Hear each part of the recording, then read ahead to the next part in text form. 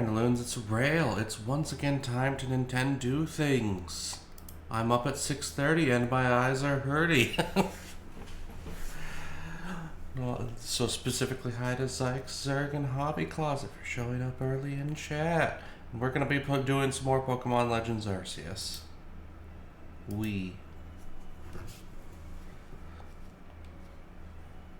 So mostly chill, grinding, eventually pancakes, hopefully. Fox didn't sleep very well tonight, so there may not be pancakes. It depends on if she's able to get up or not, which there is no blame if she doesn't feel like getting up.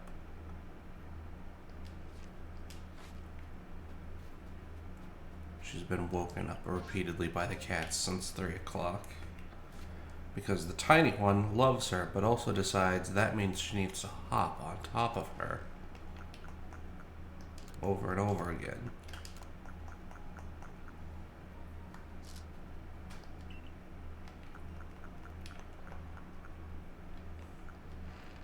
But, as a reminder, last time, we finally got an Alpha Gardevoir. Yes. Alright.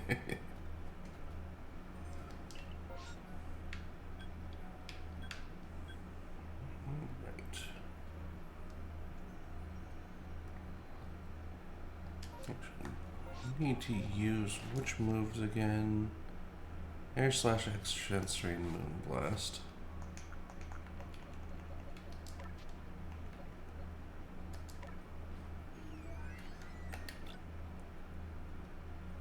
Okay, we don't have Moonblast yet.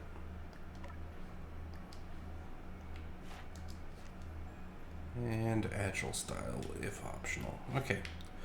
Because Togekiss will die very quickly to Poison types, which is a lot of Pokemon in the Crimson Mirelands, we're going to do this part in the Fieldlands. Ugh.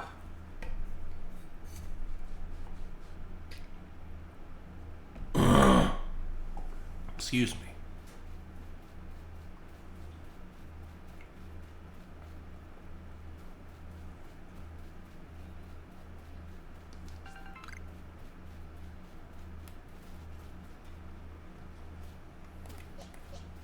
You can always rely on the sacrificial Bidoofs.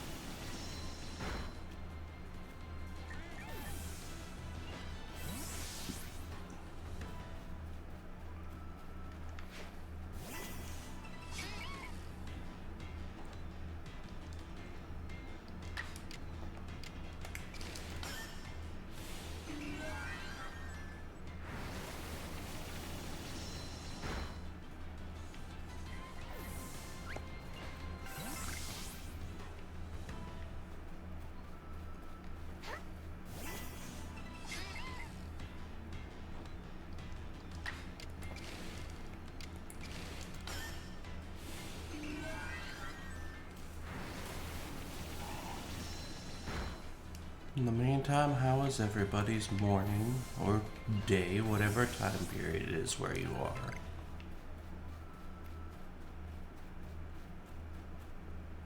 Hope those of you in the US are staying warm because there's supposed to be more snow today.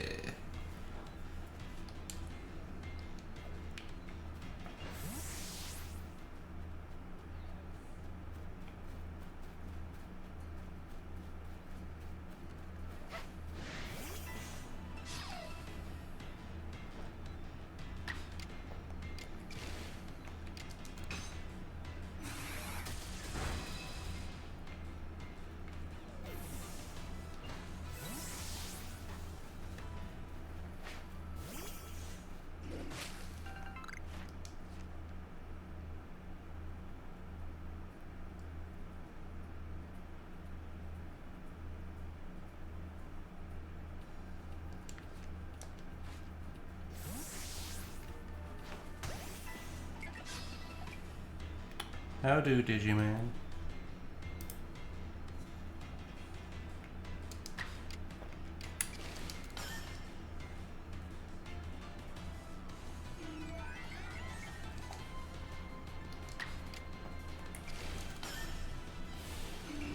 Bidoof actually dodged.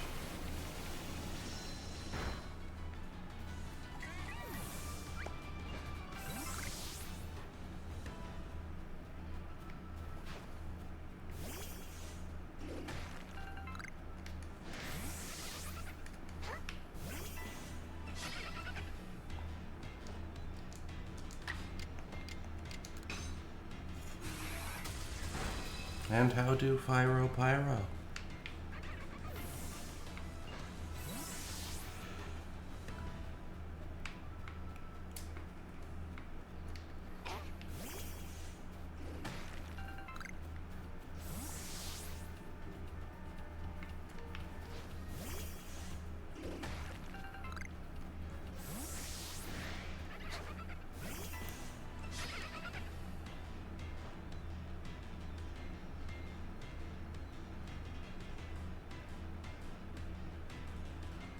Ah, yes, the cat's knuckles. I know that feeling.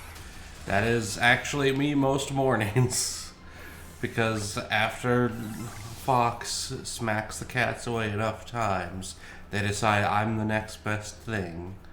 And so will snuggle up to me and specifically get under the blankets with me. And then I have to worry about accidentally rolling on top of one of them because she's tiny. And then the other is large enough to stop my legs from moving over him. Because he's big.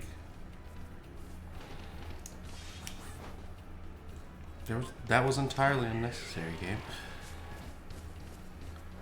Going back to do a quick rest so we can recharge our air slashes.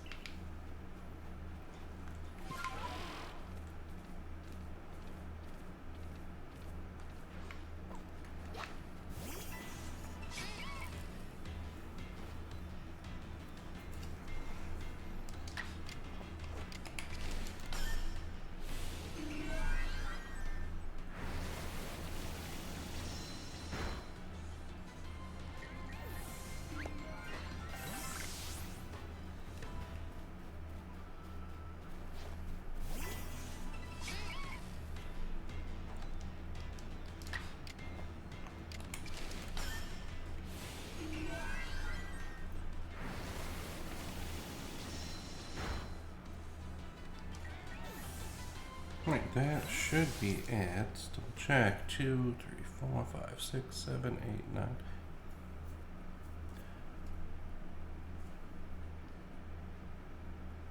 Okay, yeah, never mind. We need to use extra sensory 3 more times. Brr! It does not help that my nose is currently trying to murder me.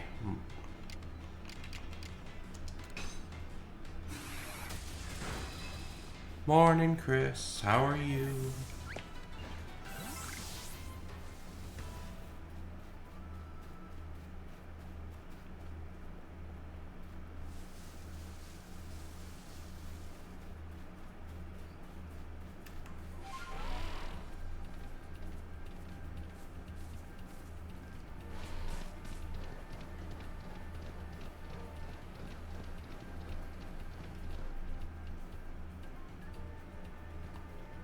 You finishing up the week's bookkeeping?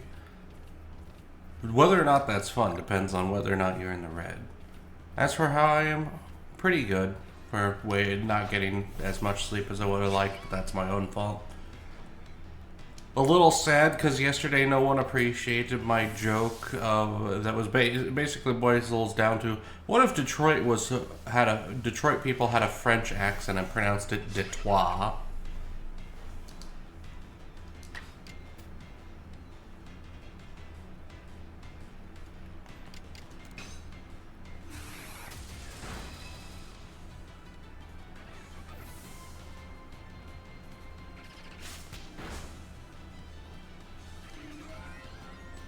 It was hon. I am from Motor City. Or, wow, and I can't even do the accent right this morning. Or as we call it, Detroit.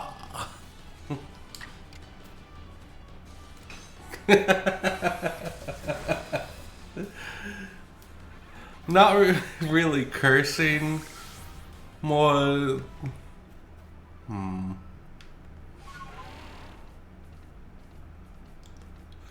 Oh my god.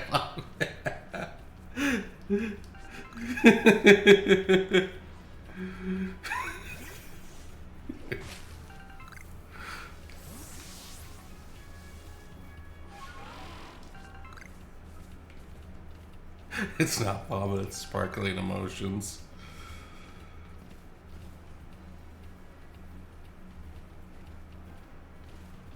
Remember, if it's not from Chicago, it's not Malor, it's sparkling sewage.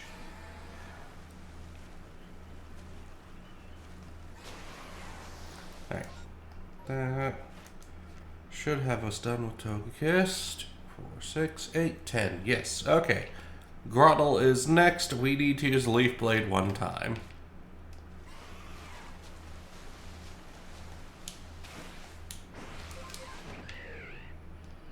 God, I love that I can fly now.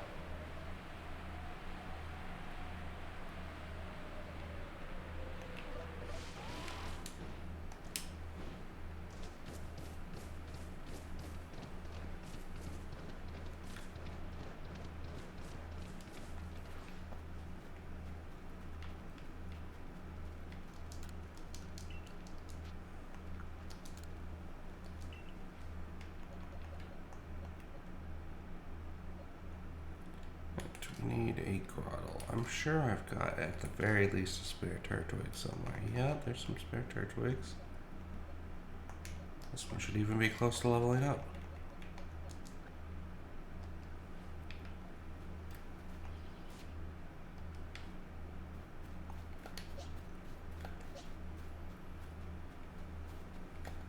So I even know how we can easily do that.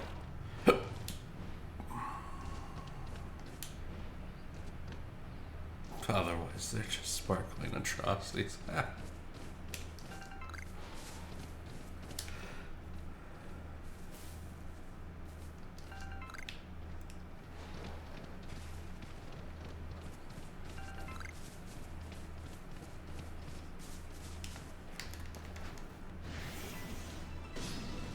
Unfortunately for you, large Rapidash, I brought a large Empoleon.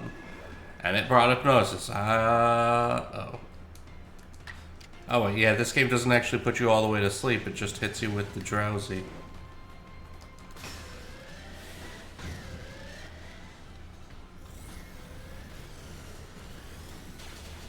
Surf's up, dude.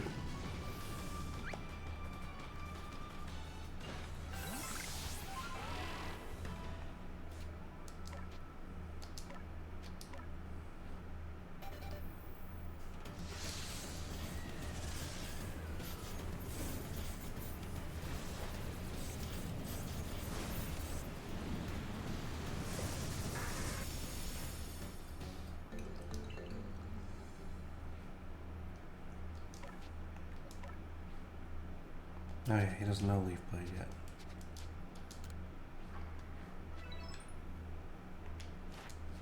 Wait, did that... that did it anyways. All we needed to do was evolve one. Alright, next Pokemon on the list. We need to get a Haunter and Gengar. So we need to fiddle around with our Ghastly. How have I not got a Haunter yet? I know they appear. Oh well, we'll go level up a Ghastly. I'm pretty sure I've got an Alpha Ghastly somewhere in the boxes.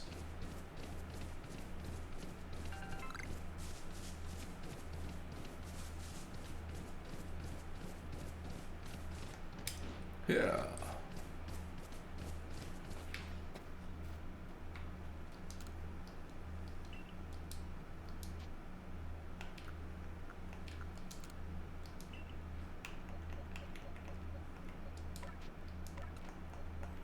So we need to put Sheldon in the correct area.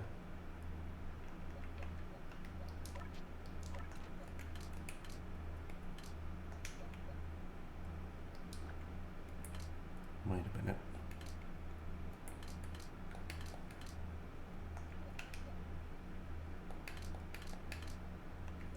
you're supposed to be over here.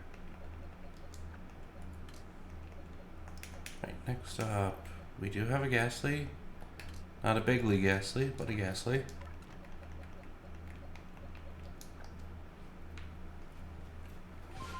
Right.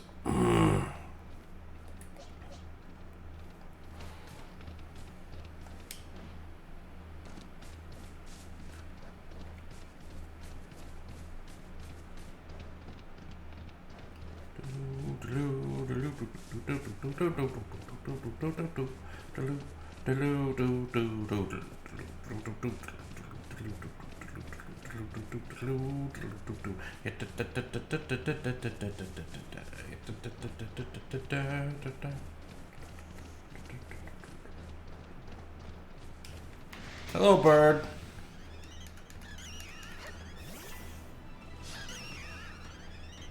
Behold the power of lightning pupper mouse.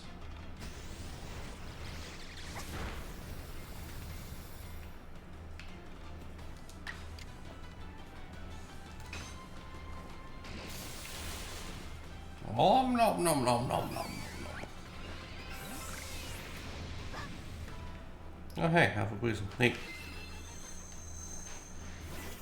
You too can be fodder for the Haunter.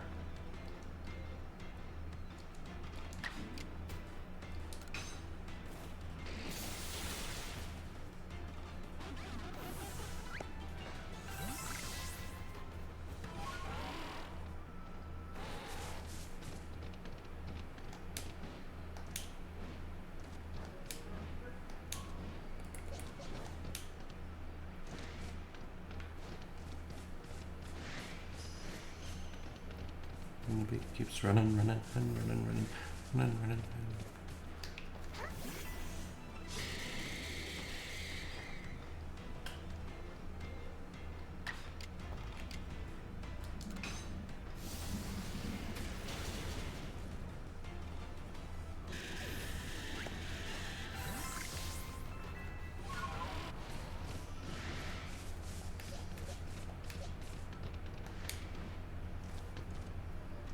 Whee!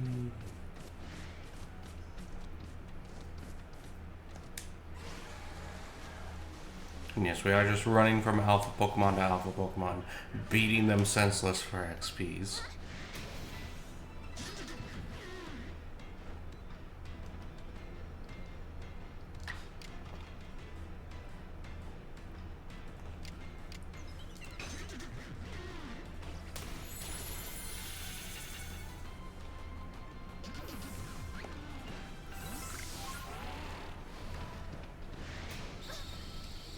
Rude.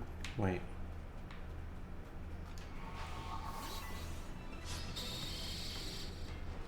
I forgot about that. If you have an Alpha Zubat, because they don't have eyes, they don't have the glowy red bit.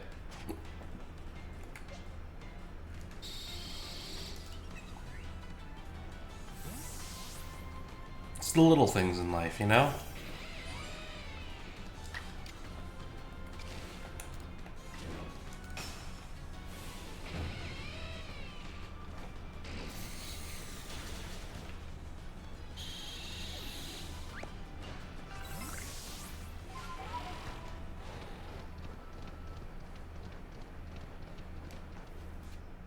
What are we doing? Level 19? I think he evolves to level 22.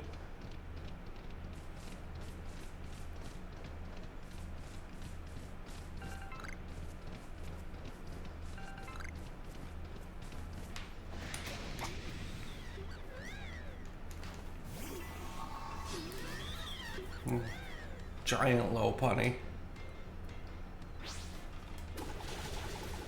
Oh no, the no splay rough.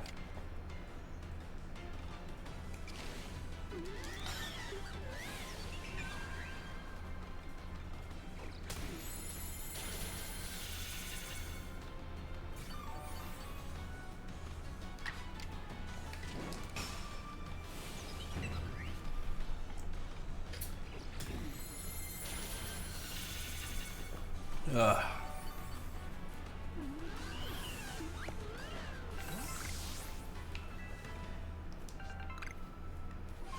I think he needs one more level.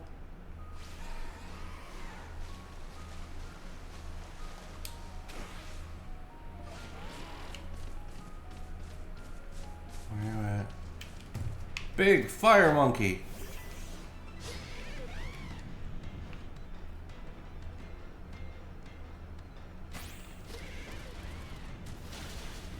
Oh, crap.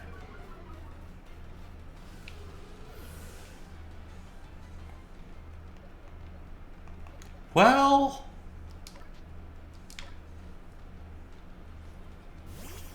Gardevoir might actually be able to win this fight. Yeah, Gardevoir can take him. Especially because he dropped his own defensive stats.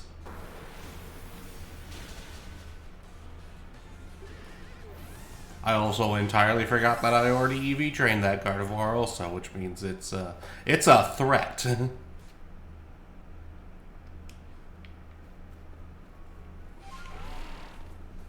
Okay.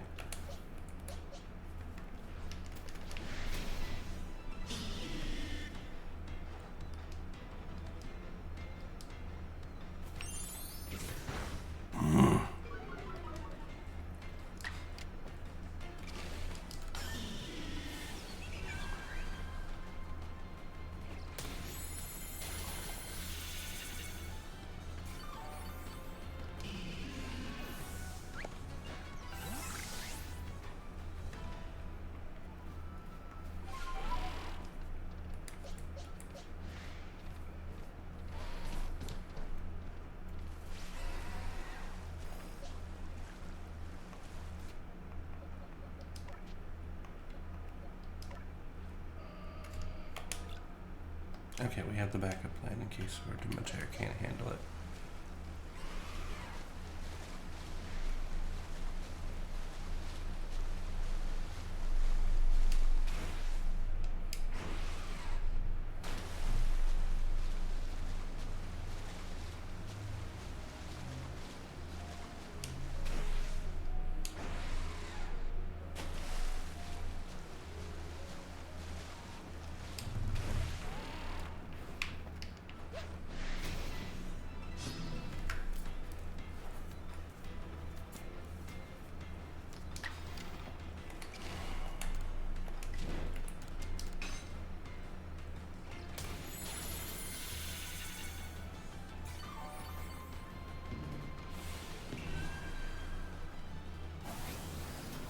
Oh god. Well, it's a good thing I was prepared with a backup, because, jeez.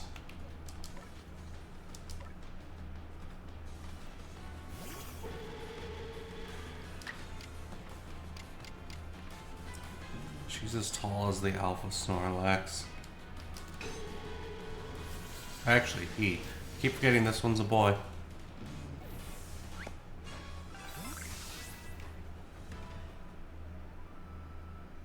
There we go. Now Ghastly can evolve. Do it now!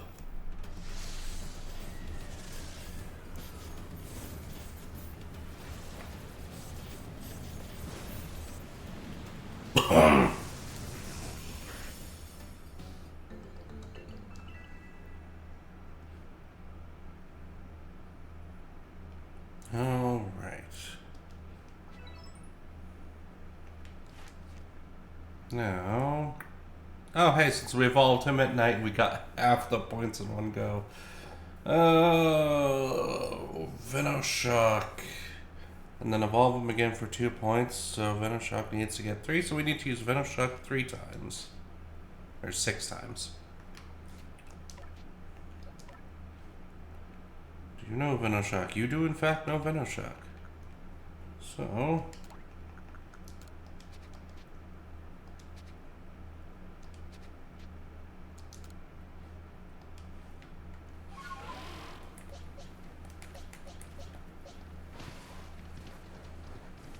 now we can go fight some less threatening things.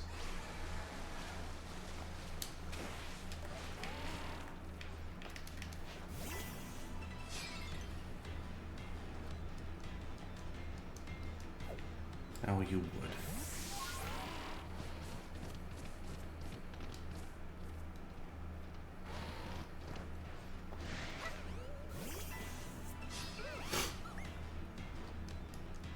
At least the Drifloons will choose violence.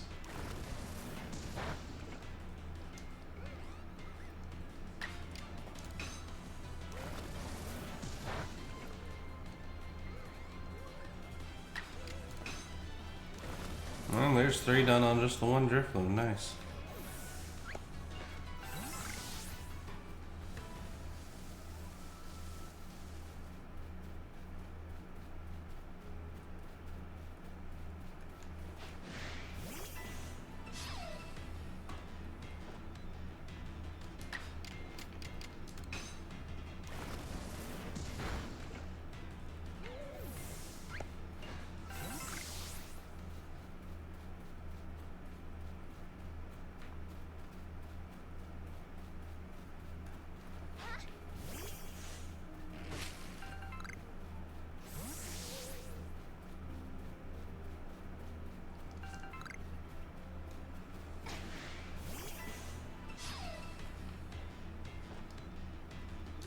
Oh, 2 for the price of 1.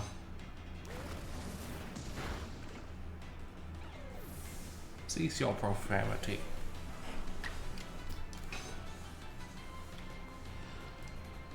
How dare. You don't avoid my attack.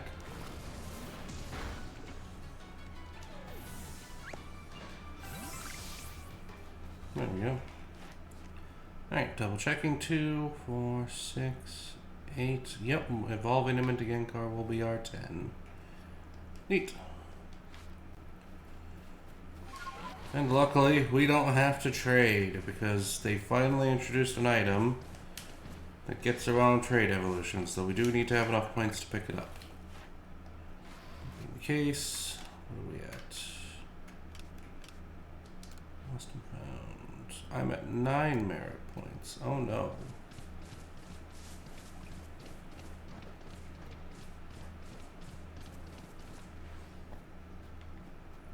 First things first. Let's get all the Pokemons.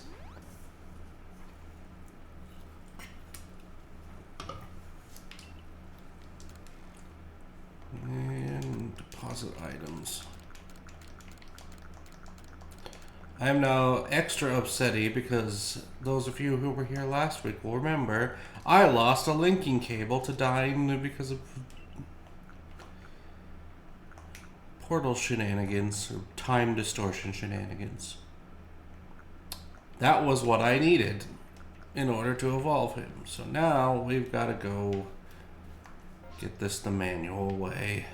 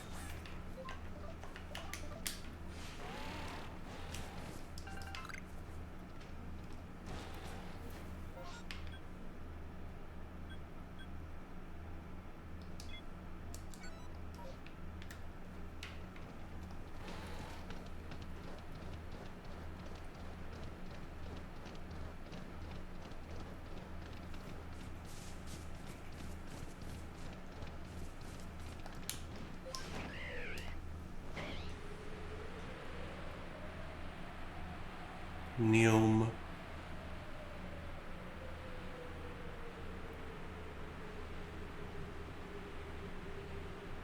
Psychic bird noises.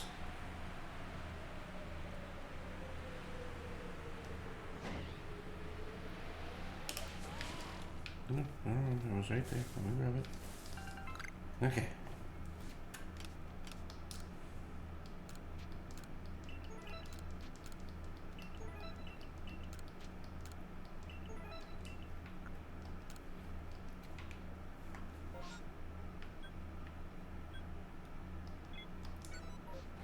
Okay, last one.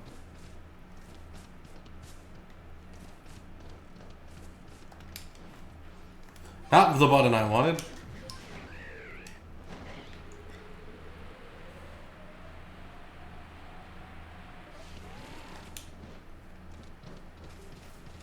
You ever misclick and see your life flash before your eyes? Alright.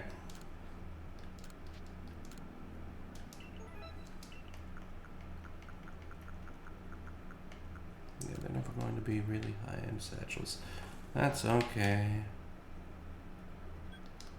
Back to camp.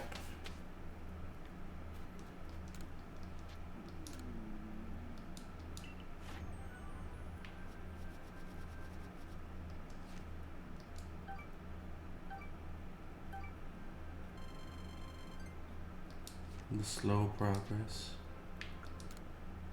And back to the village.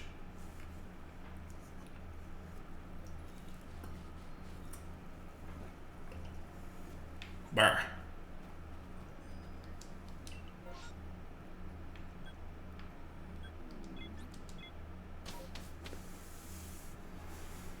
Mine organs, they betray me.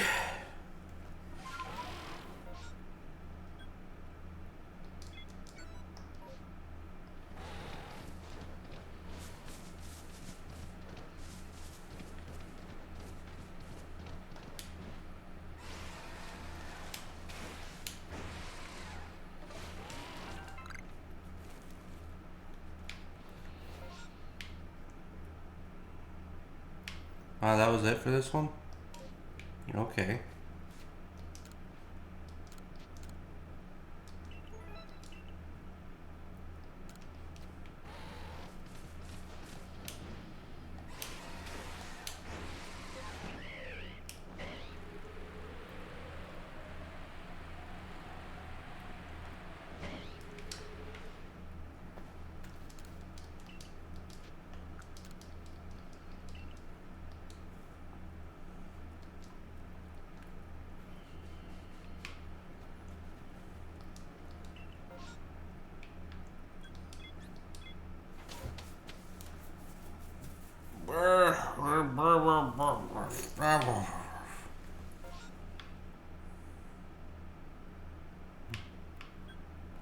We'll get the south one first and then move north. Okay.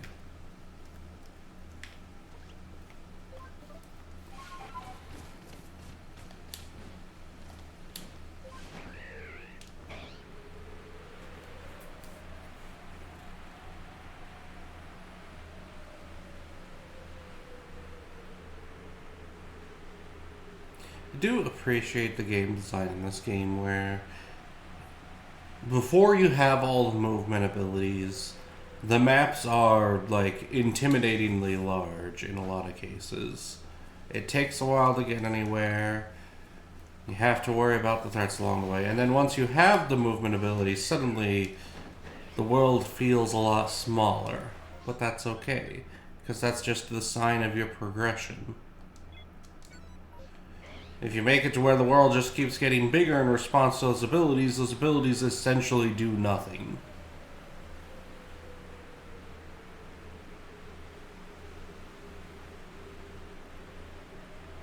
You've invalidated your reward system.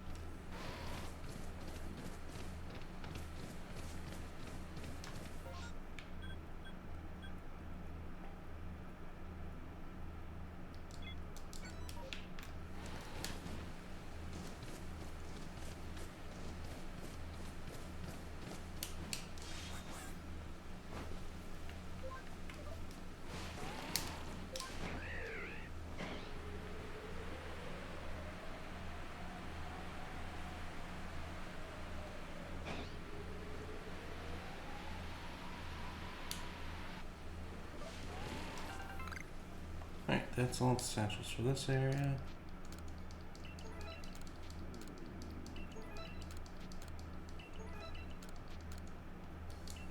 As we slowly make progress. We're 725 already, though. That's not too bad.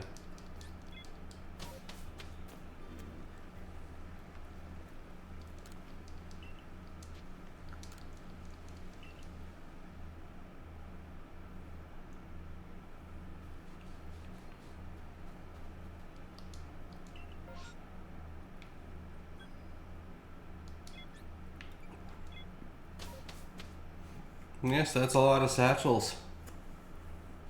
If I had this game set to online, we'd actually be getting satchels from where real people got knocked out.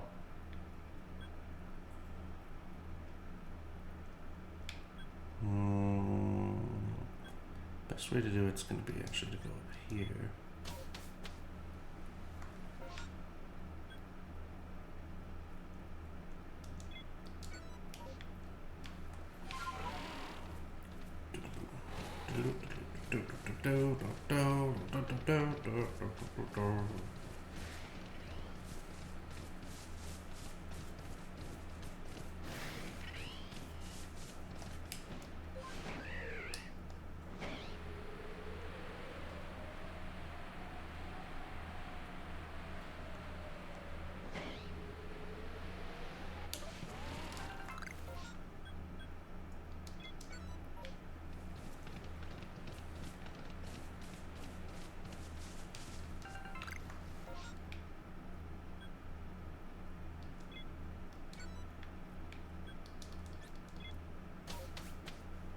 Shame there's only 3 satchels on this one, but such is life.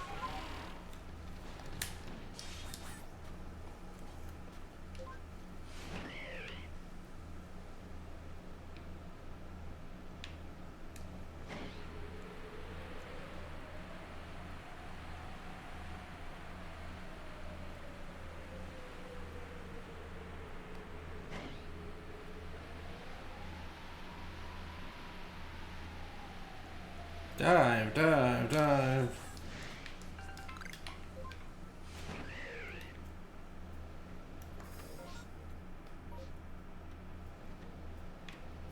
I'll need to remember for later that there's an alpha golem down here. This is what I wanted. Back to the camp.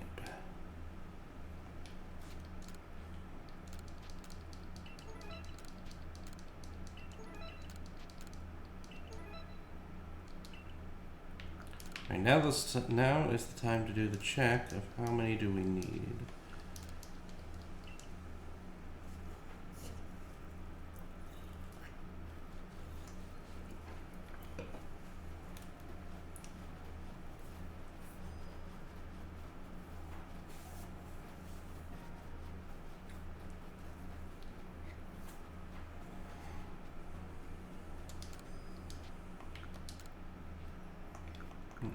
Linking cable, only 1,000. At least they made this one cheap. Quote unquote cheap. For certain values of cheap. Cheap, cheap. Haha.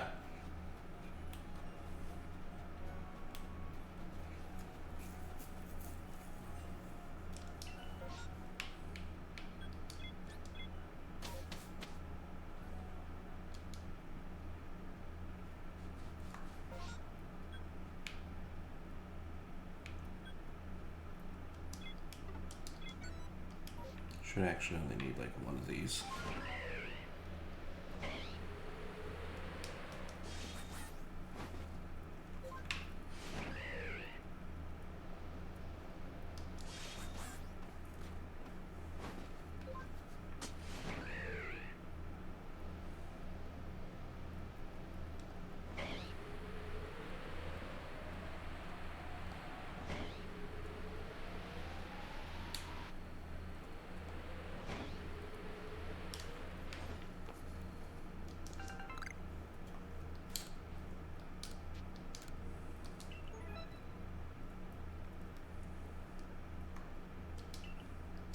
But we are here, so we should actually go ahead and finish the run. Give us a little head start next time we need them. So we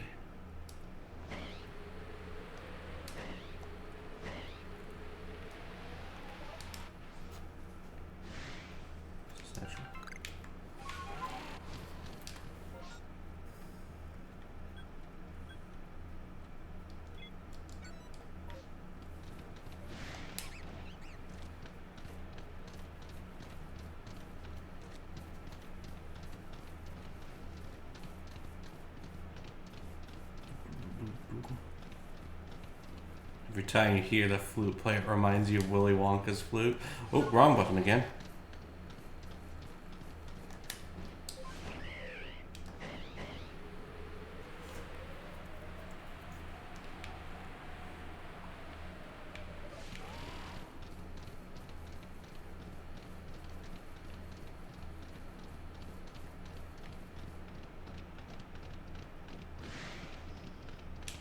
It's a satchel. There we go. Alright, one more. And we'll have done the full trek of all the zones.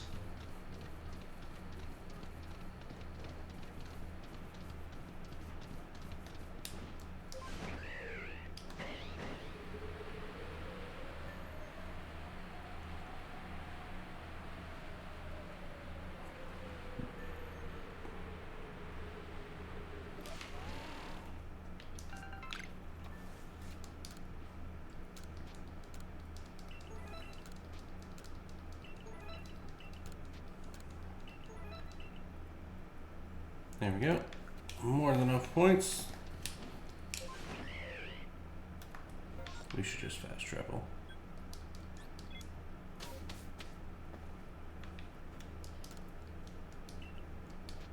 Now back to the village once more.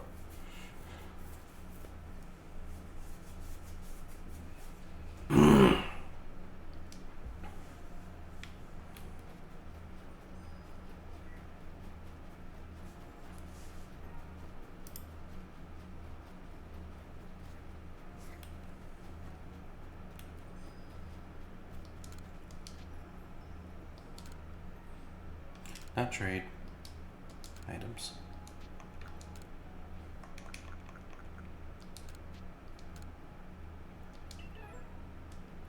Yay, we did it. Nothing.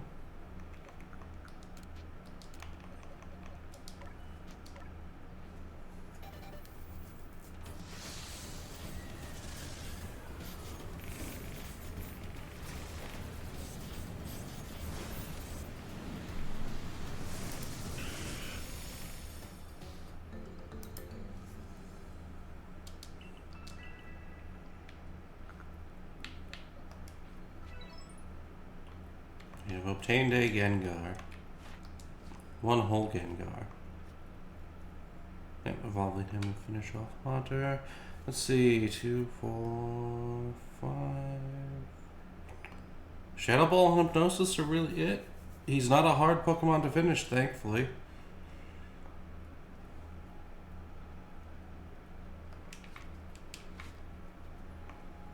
Making sure he actually has Shadow Ball and Hypnosis.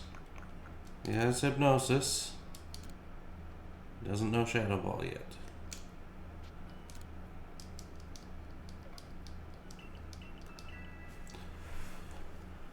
We're going to slightly cheese this.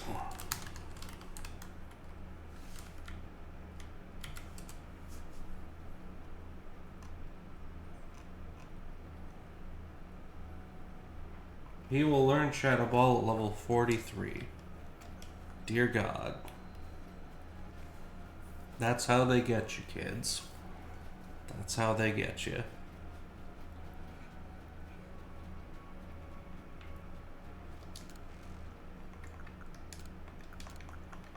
Luckily, we have solutions for issues like that.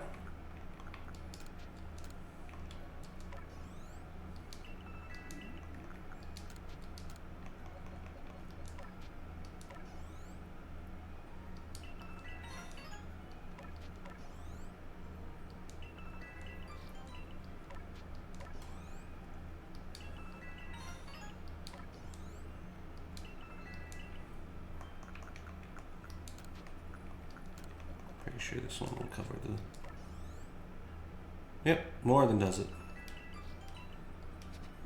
Neat.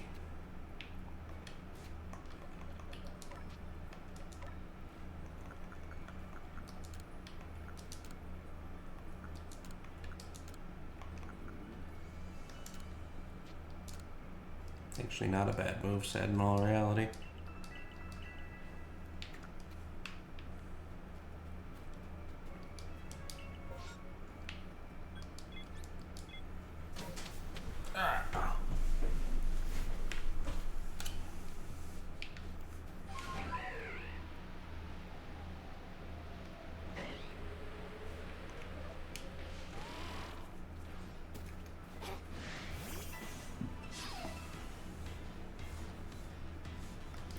plan is simple. We hit them with hypnosis.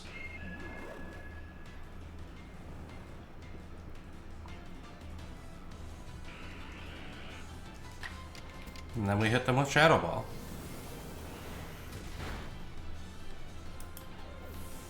They explode, we move on to the next.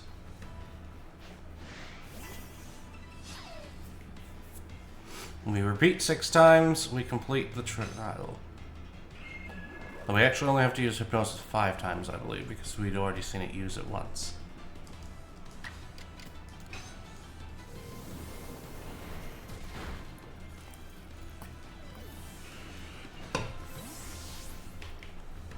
Behold the powerful shadow of Gengar's ball.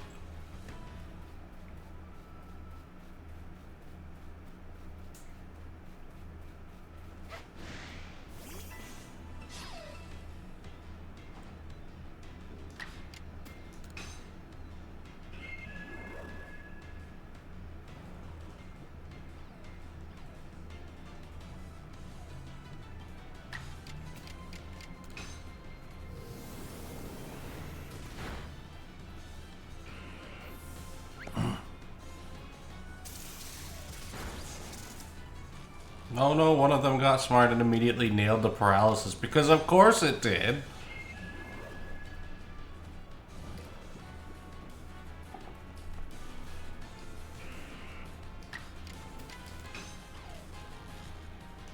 Of course.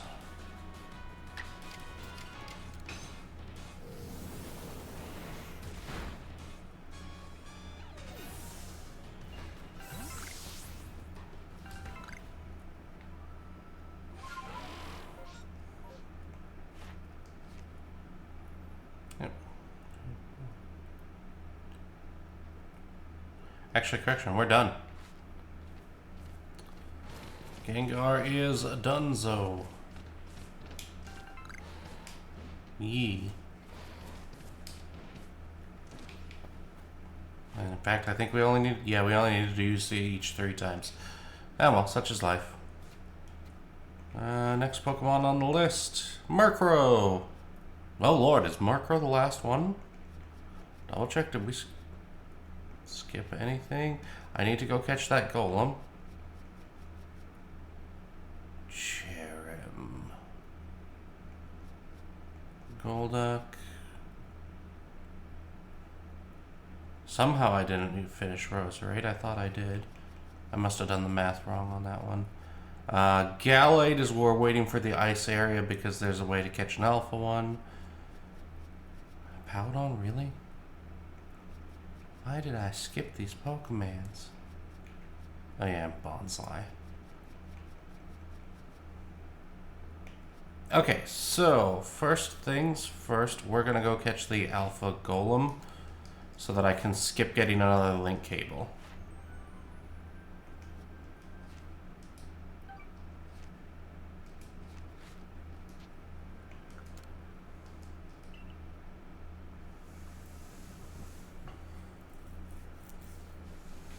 Luckily, when we went to the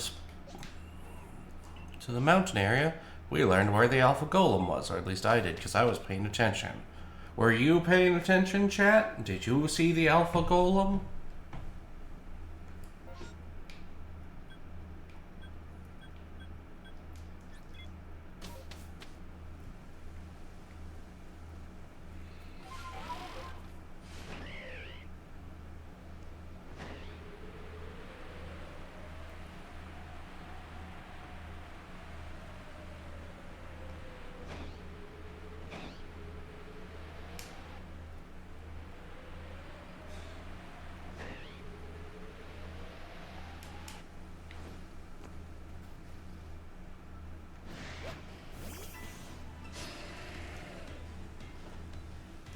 Look how tiny the Graveler is compared to the Alpha Empoleon. Dear Lord.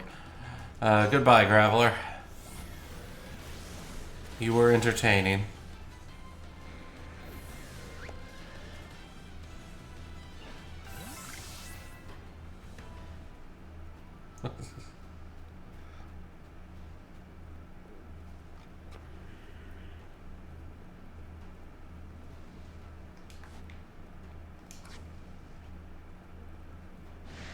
Remember, Street Fighters is educational for children. You see all those people in the background not interfering with the fight? The children have been taught to mind their business.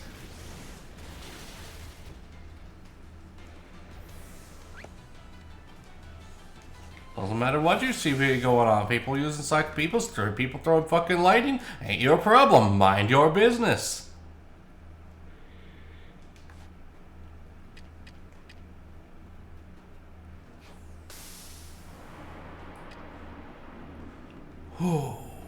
Ha!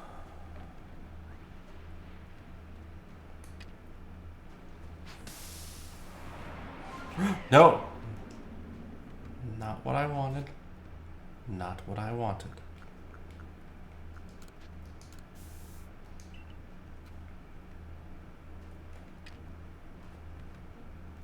Go over that way.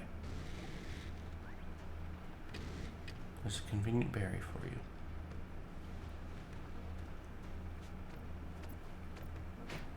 Now get in the ball. Oh, nice. That was easy. Oh, I was expecting more. That is a very grumpy boulder indeed. That is a very grumpy boulder. Okay, now we have obtained him. I have acquired him. First things first.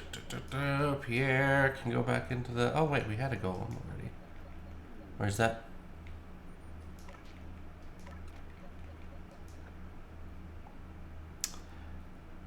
I don't remember when we got the golem named item, but we did. Did I just miscalculate my golem stuff?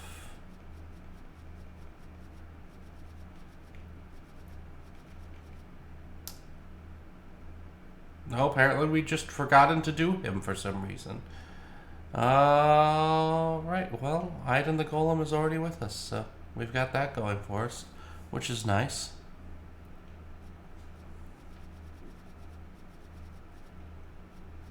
Right, Golbat I know we skipped because he's easier to do in a specific area. Cherim, Petal Dance, I know, leap out of trees. Cherim's a right bastard to do.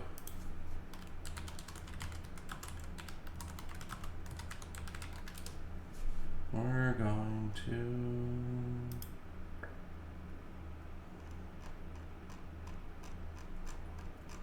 see if I can't pull a thing on where his locations are.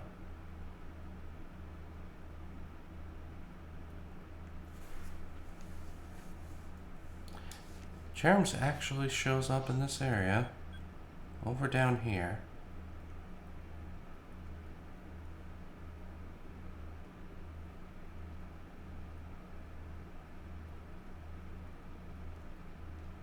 Also around here. So we're gonna take a peeky around. Look for shaky trees.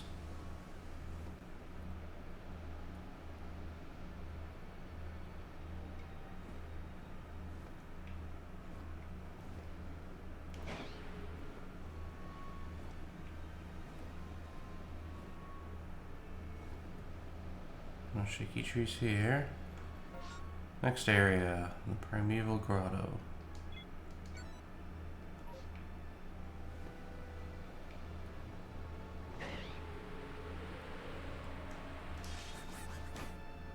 That.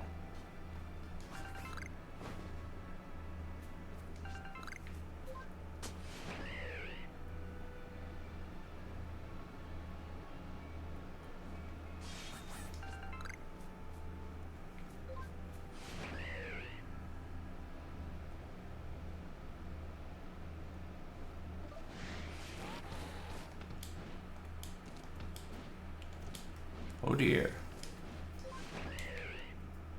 Right. Oh, the Alpha Glysaur goes down there. Alright.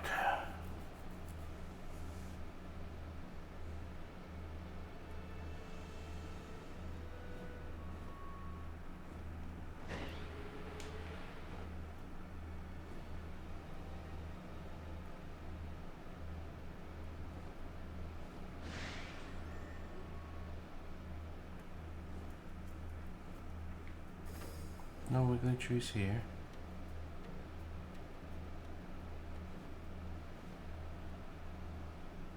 Right, on to the last section that has them.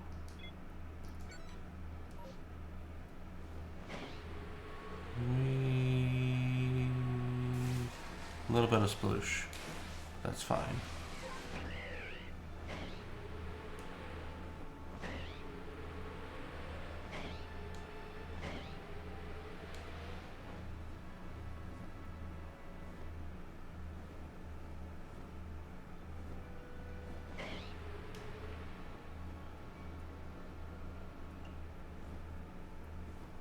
No shaky trees.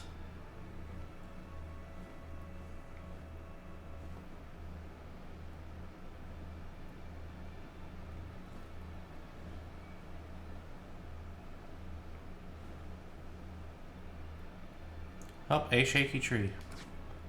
There can be one!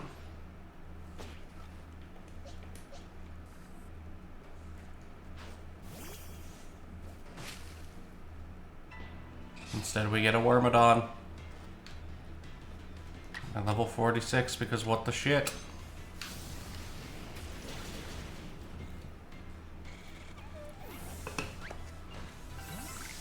Alright. Now we're done in this area.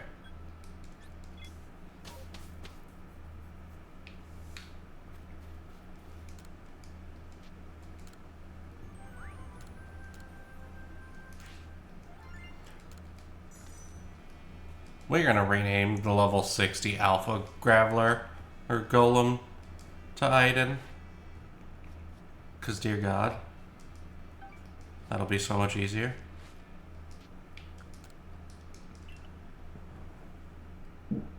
Because the one we've got's like level 24. We leveled him up quick. Or evolved him quick. Oh God. Ugh. Okay.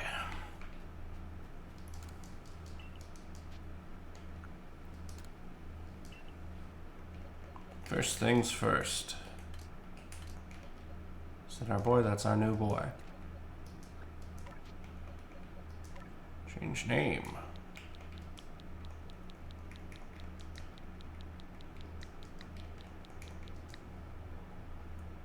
The fact that it's a female golem entertains me, so we're definitely renaming it as Aiden.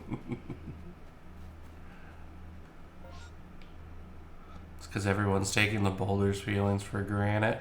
Well played, Samurai, well played. Also, I saw your word cloud. For those who don't know, Samurai generated a word cloud for us, made out of the BPL's quotes list. And one of the very small words on there was my name, which made me feel pretty. Yes, Aiden will be the prettiest grumpy boulder princess, yes.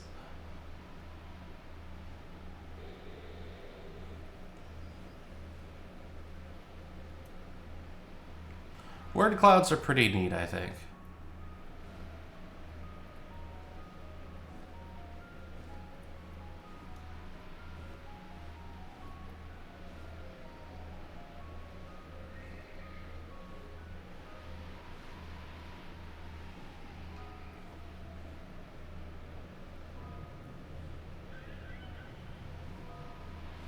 Oh God, I just thought of something really dumb.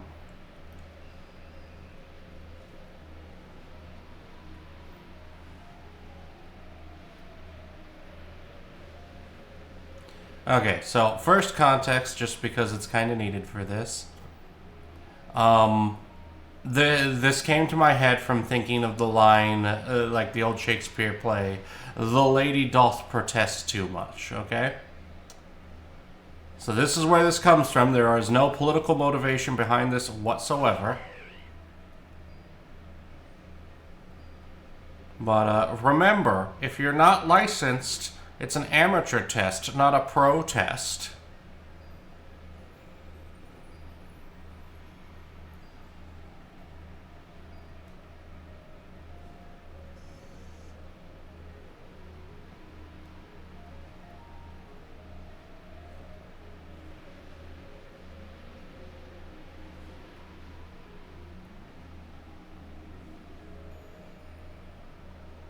Samurai, I want you to know nobody in the WBPL 76 studio was upset about not being able to separate names from anything. In fact, it allowed us to go ahead and poke Aiden and tell him he's a cool guy despite him not believing it.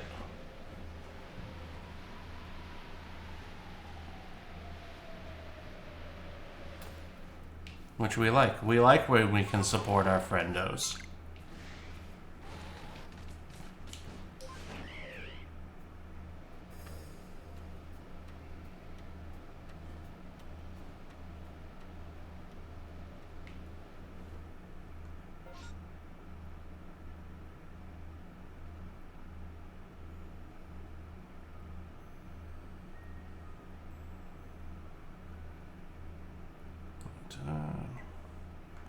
I entirely forgot what I was working on. Oh, yeah, we were looking to find a charm if we could, but until then, Golem time! Double-edged strong saw moves. Does the one we've got no double-edged strong saw? Change moves. Yes, it do.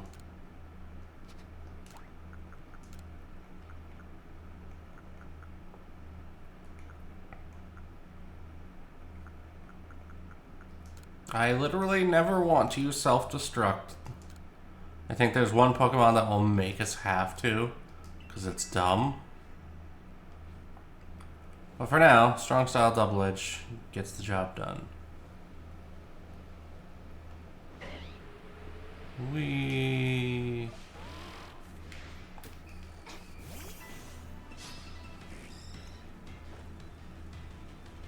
Not the Pokemon I wanted, but at least we can immediately eliminate the Ghastly.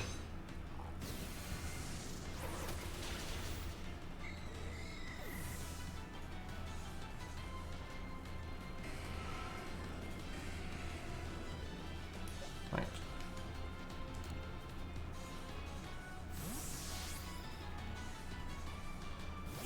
I summon Aiden. Look at him.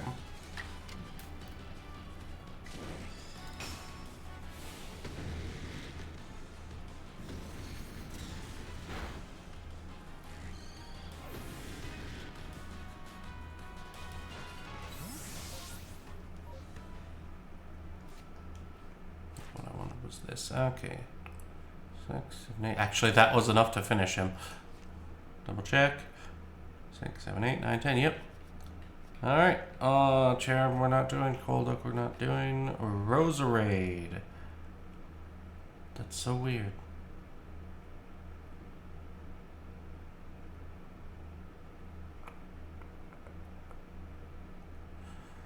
Oh, how to do this, how to do this. Oh, defeat it with flying type moves. That's easily enough. Which one of my Pokemon knows Aerial Ace?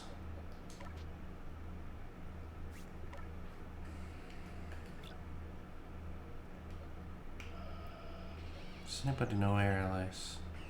Empoleon knows Aerial Ace. That'll do.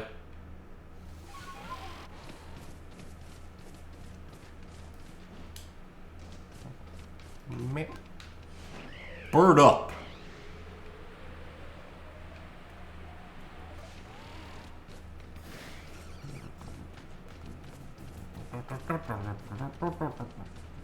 Oh.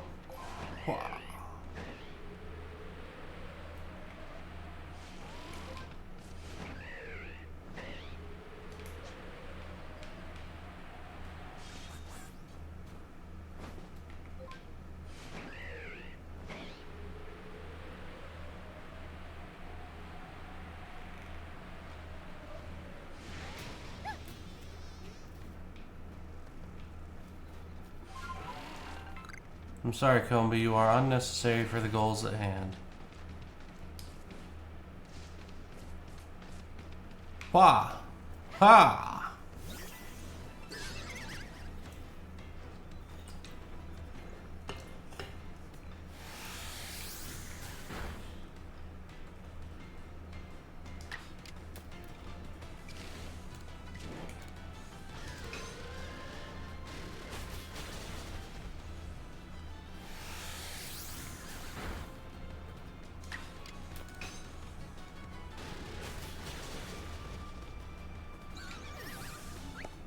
Empoleon is a reminder that Gen 4 did Turtwig and its line dirty as hell.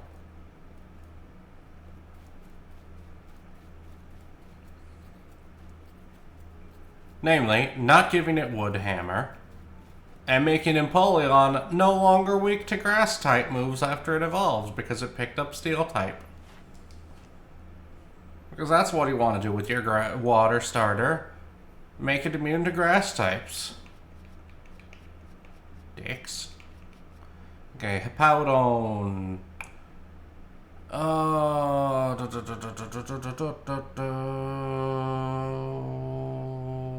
Easiest would be to catch one, I think. We could just stun it using a Scattering if I can get one together. Actually, we can just fast travel. That's a little ways away. I need to access my gear anyways.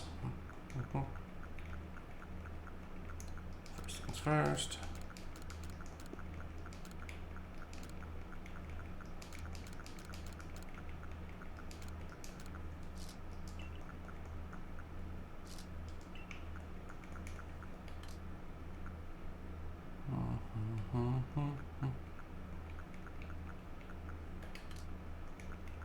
There you go.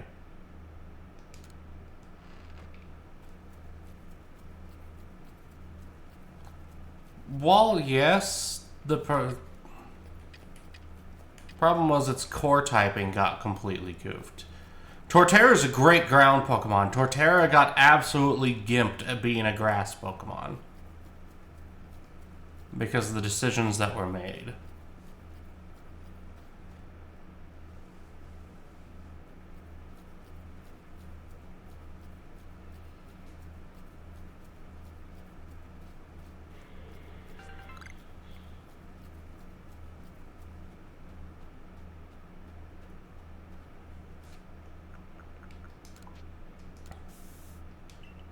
And mind you, this is from someone who loves Turtwig. The Turtwig line is great. Torterra my argument is Torterra deserved better. Not that I... Oh, are you kidding me? Fucking Geodude.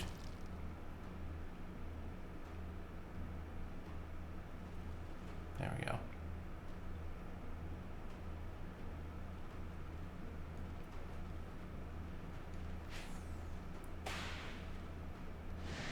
No, it doesn't work on them. Neat.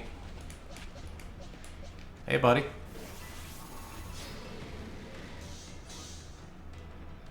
Lemon.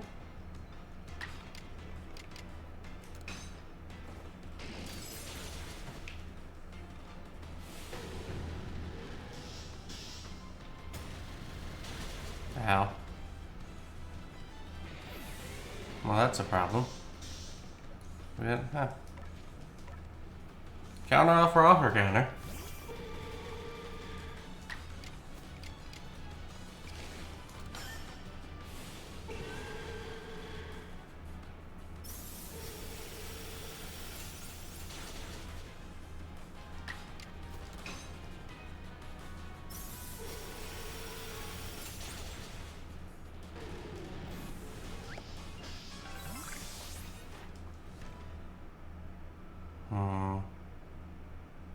Oh, hey, use a strong style move. Now I just need to defeat one more and we'll be done with them.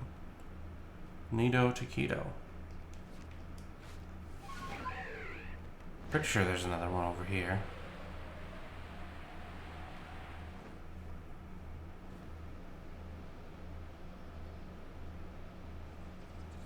At least I thought there were 2 hippos.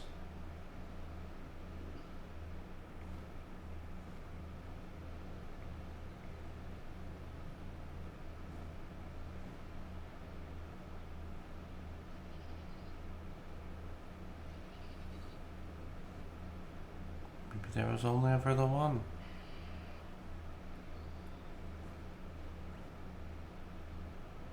Well, that complicates things.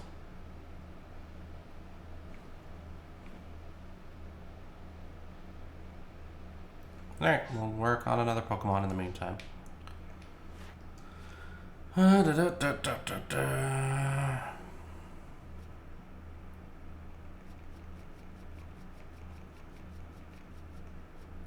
Bonsai. We needed to leap out of ore deposits.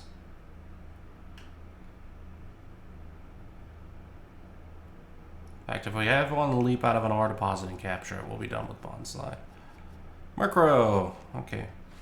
Let's go work on Murkrow.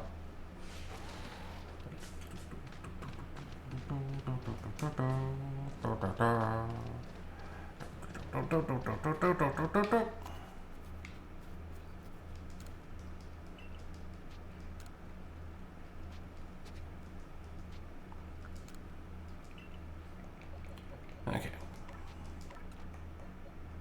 First things first. Item goes back into the boxes, never to return again. Now we gotta find a Murkrow. Could have sworn we had one to... I know I've caught one. Apparently I never added him to the list name.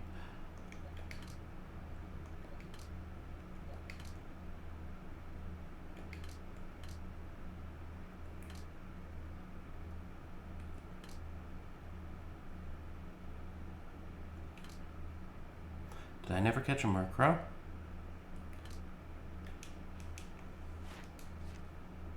Oh, yeah, no, never mind. We did never catch a Murkrow. Alright. We gotta sleep till nighttime.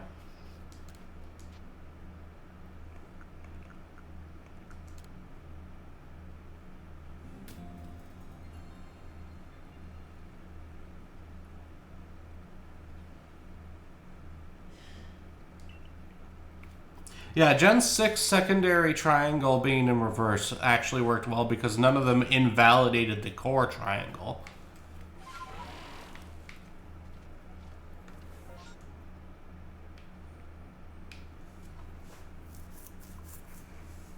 It created a very interesting dynamic.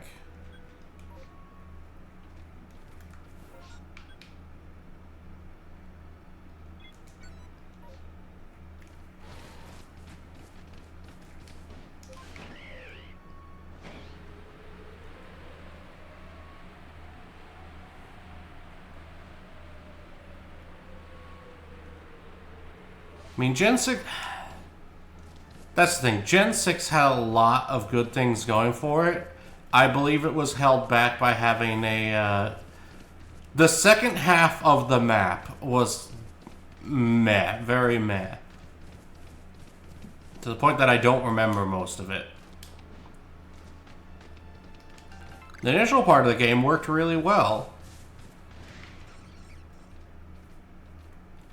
Just so everybody is on the same page, Gen 6 is X and Y.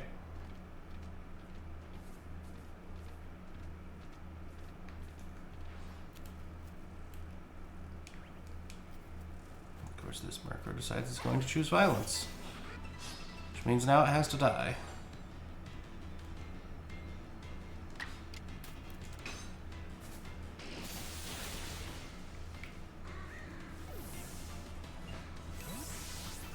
Okay, now. You saw nothing. I told you you saw nothing. Okay.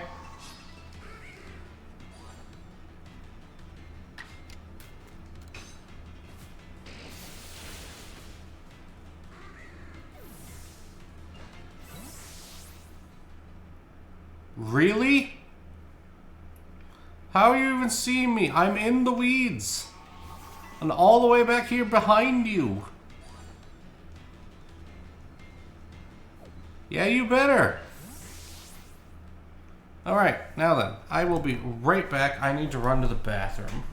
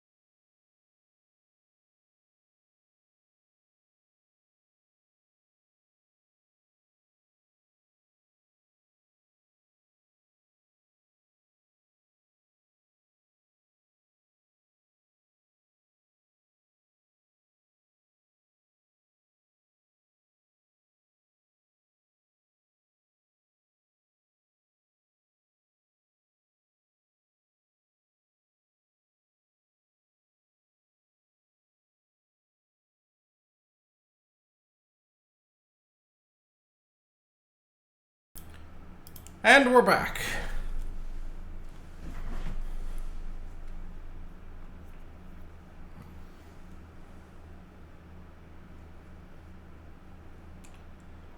And Chris, I'm glad you're caught up on the gribbly parts of paperwork. De-stressing is good.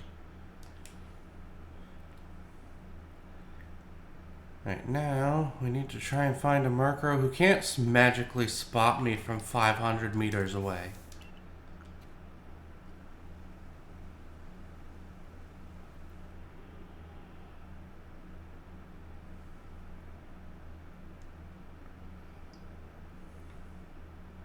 We're also going to try and catch that Honchkrow up there because that'll make things easier in the long run.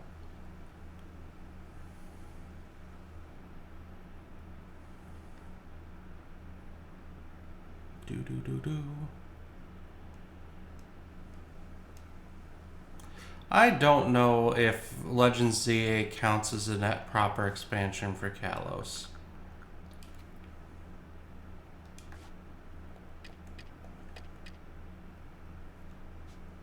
Hello, little bird.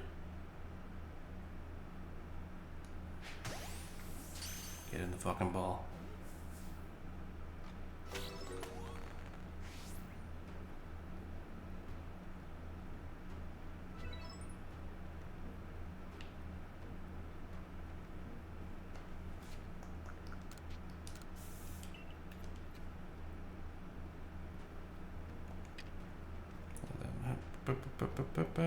Hop.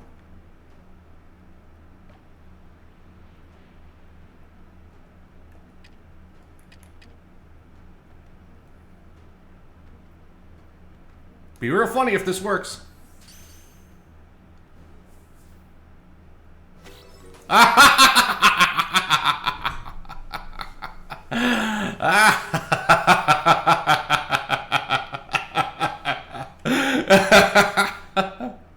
We take those.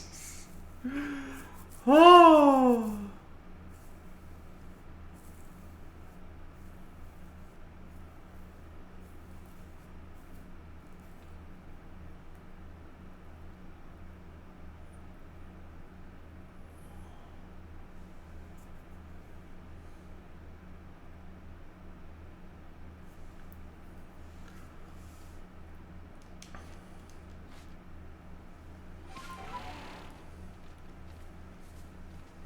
Chris, I'll be honest, there's a disconnect from me because document everything in a searchable manner, it just comes naturally to me. There's a reason why I'm a bureaucrat by trade.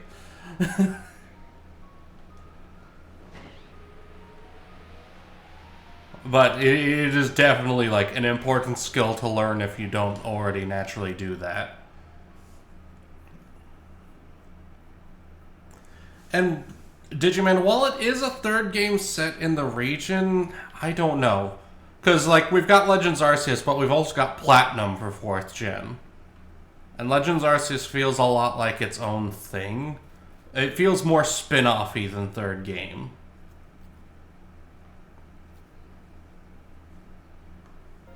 Also, I don't count Let's Go. I honestly forget Let's Go exists most of the time. Alright, we have obtained a Murkrow. But I also want to make sure to lock in where that Honchkrow is, so he's going back over to the box for names later. Alright, Murkrow first. Alright, we've got 1, 2, 3, 4, 5.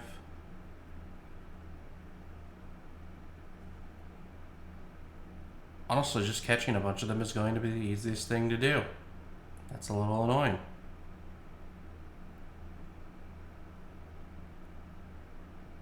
That and defeat them with rock-type moves.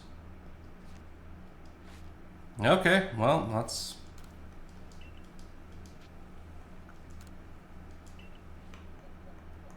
make some adjustments.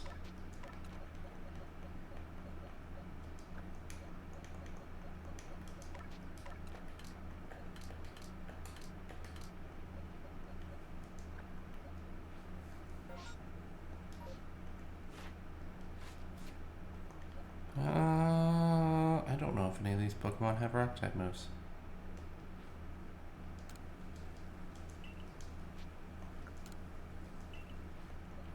Okay, and Empoleon can go back in the box for a little bit. We're gonna get out one of our rock types.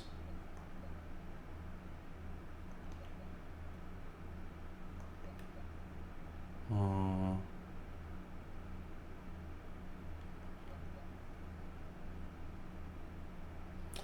I know I said item wasn't ever coming out of the box again, but he happens to be the exact solution for our current problem.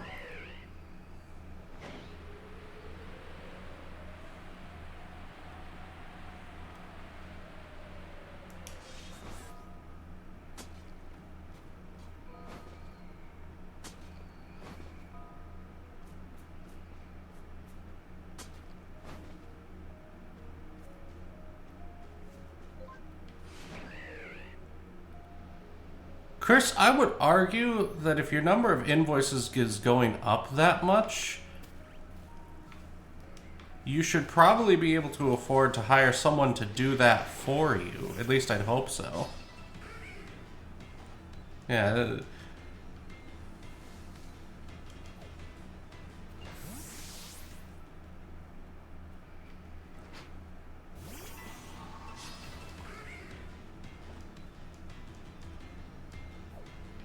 Oh my god. But they choose violence, but then they run away at this.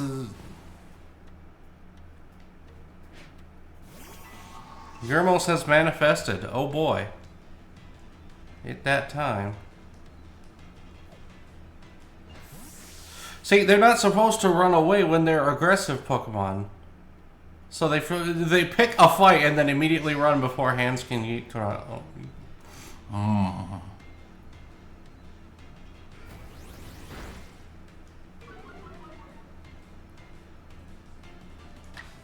But Timmy can be fed into the wood chip.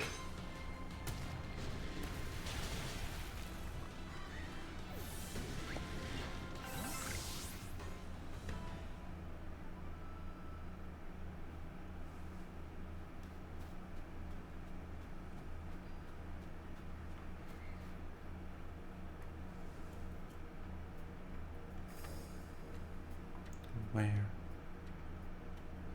Okay, there we go. Now then. Stealth spray up.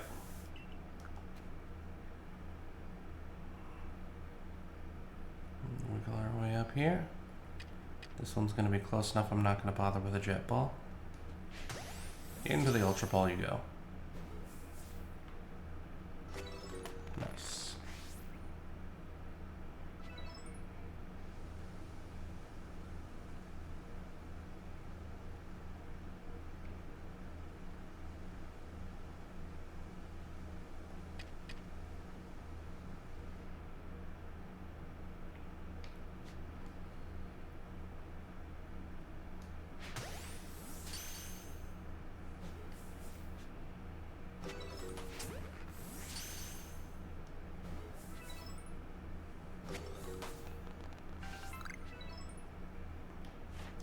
Alright, what are we looking at? 2, 4, 5, 6, 7, 8, 9, 10. Awesome.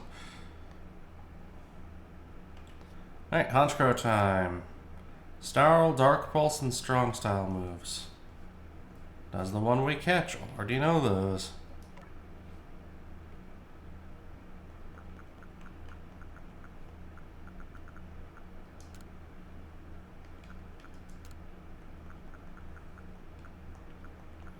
Yes, we do.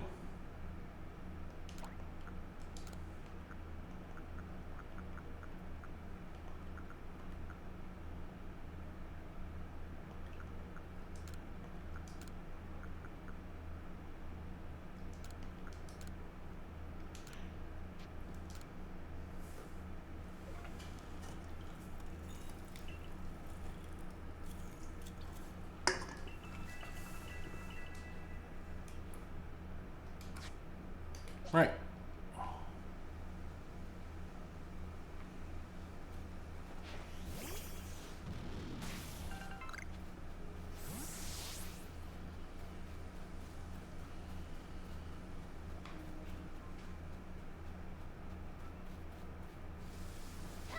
Cricketune shouldn't run, right?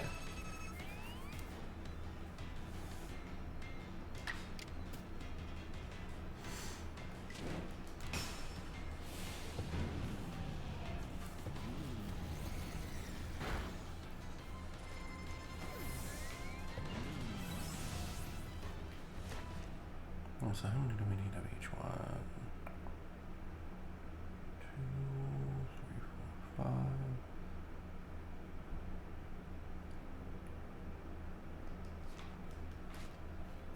5. Okay.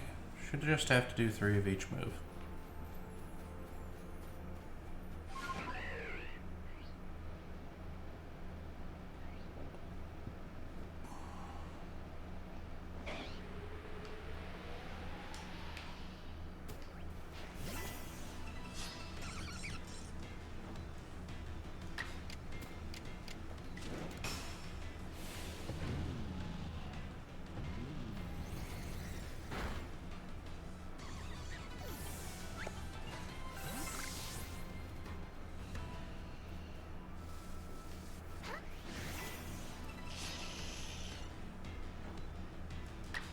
Yeah, automation improving productivity is definitely a good thing, especially for smaller businesses. Just because being able to simplify things. Make proper use of your time.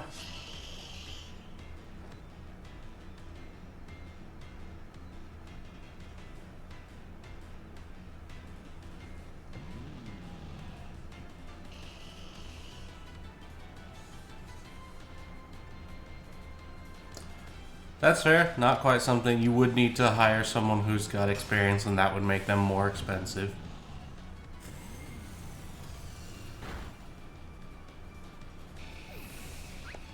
You're on it. Please do not run on vibes. The sentence vibe coding makes me want to vomit.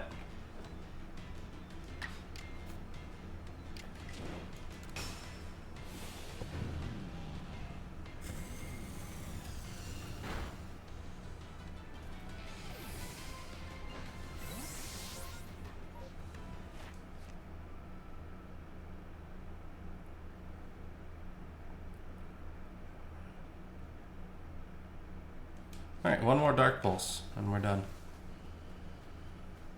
Come here, little Paris. You shall be the sack of rice.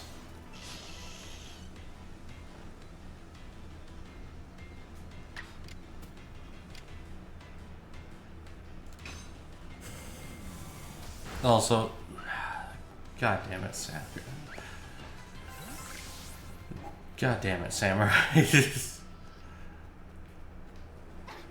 Wrong kind of vibe, Samurai. But yes, Chris, I think that actually might be where the disconnect comes from between IT and business. A lot of business can be feasibly run off of vibes. Because you have to have that feel for how people work and getting them to purchase your product.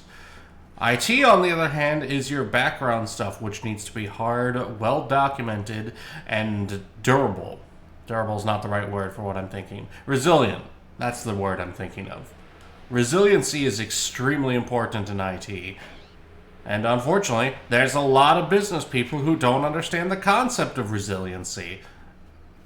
And they keep pushing AI stuff because it's fast and cheap and profitable, quote-unquote. They think it's going to allow them to massively boost their productivity when it's going to also massively decrease their resilience, and that's going to be a problem when something goes wrong. But because a lot of CEOs and such don't care about resiliency because they've got a golden parachute and are only going to be here for 5 years,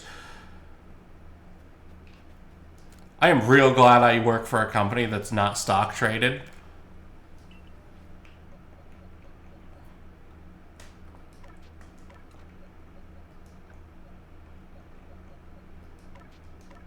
Honchkrow can go into the hole of Pokemon who need names. Management doesn't like departments that don't. Yes.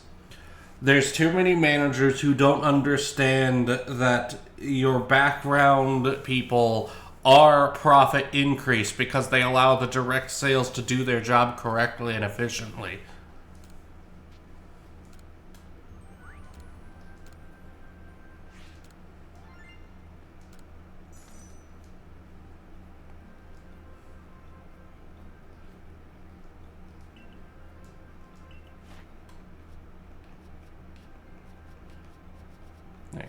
Right, we need to do Hippowdon again.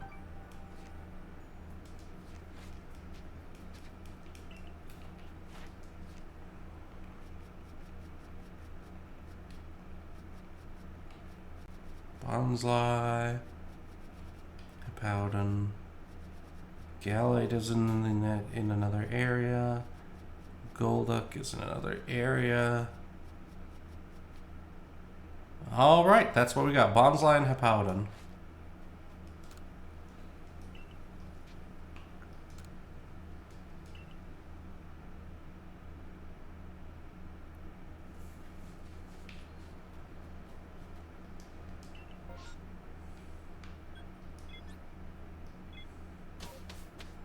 Also, I'm going to say the quiet part out loud when it comes to business. Most people who go into management because they don't have an actual skill that will allow them to make a decent living. Not to say that there aren't good managers and that management isn't an important skill set, but management tends to be the one area where people get promoted despite not having an actual management skill set because we don't have a better place to put them, but still promote them. And they've done enough for the company to justify a promotion. Rather than... normalize, just give someone a goddamn raise.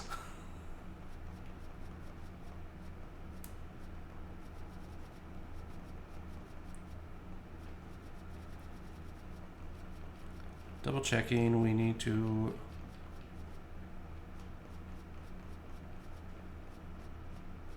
justify is stretching it, but I don't have a better word for it right now.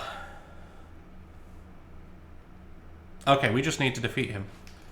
I challenge you to a duel!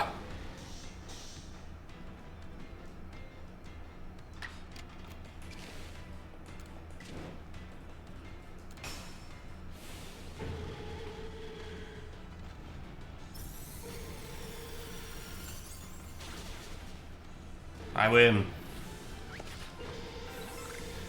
Yeah, companies don't want to do that. Then they'd have to give everybody a raise.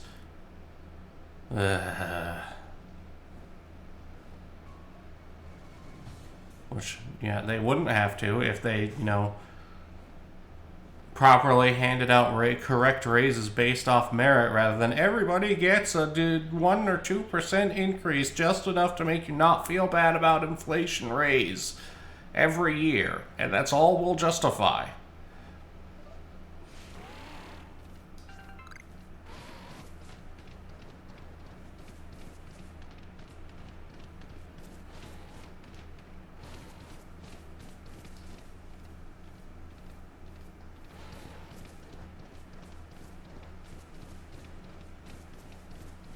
Adjustments to your pay rate to account for inflation should be automatic, and then raises should be used as an actual tool to reward people who add value to the business.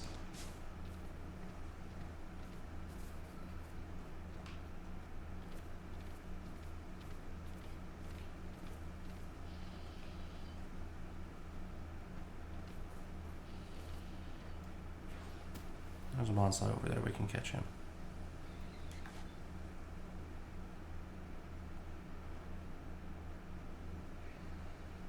Hey, buddy. I missed. Because he goes high. There we go. Yeah, got him. And without being spotted, too.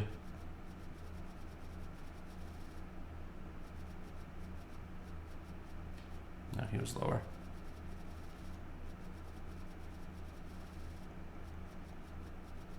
There he is.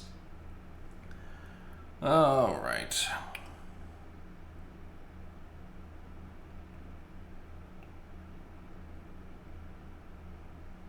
I should have fed it. I'm an idiot. now we gotta wait for a new one to show up and hope it shows up. That being the case, let's go check the bog, see if a Cherim spawned. Ah.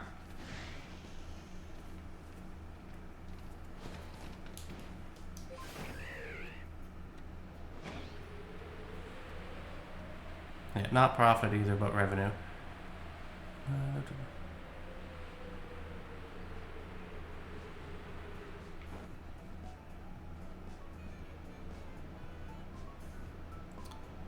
So, Chris, I want to add a caveat to that.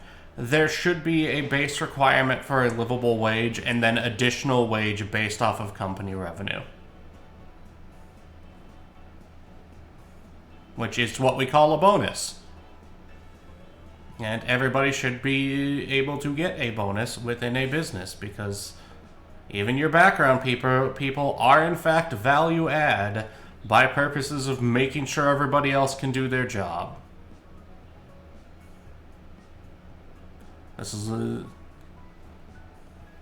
why a lot of tips need to go to the kitchen people also.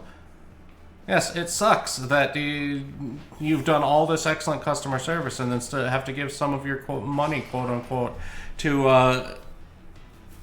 the cooks. But here's the thing: doesn't matter how good a service you give, if you can't get food out, if the cooks don't make the food, your service means fuck all.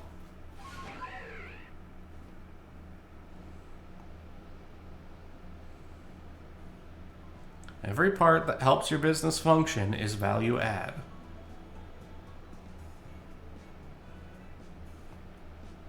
And it turns out a whole lot of people are heavily motivated by, hey, does this increase the amount I'm paid? Yeah, minimum amounts and then percentage of revenue. You will get better employees.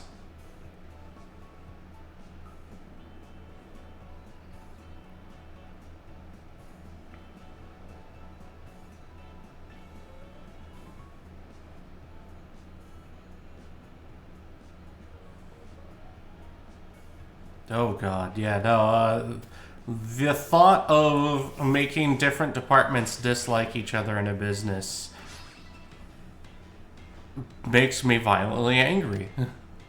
Like, why would you do this? This is not going to help anything.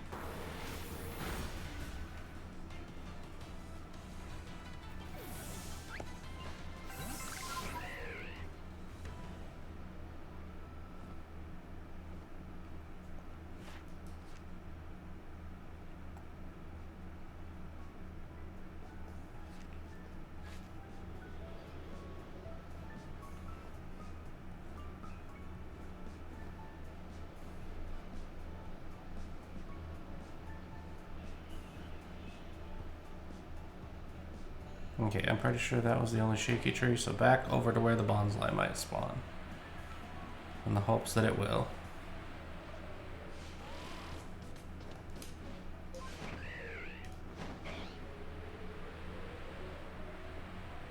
Oh, yeah.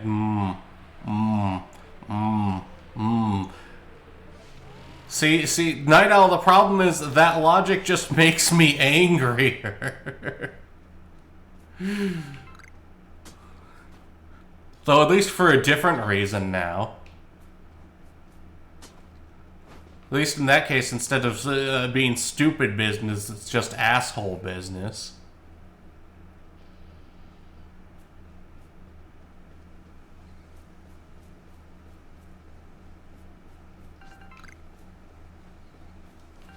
Alright, we're gonna do another reset of this area.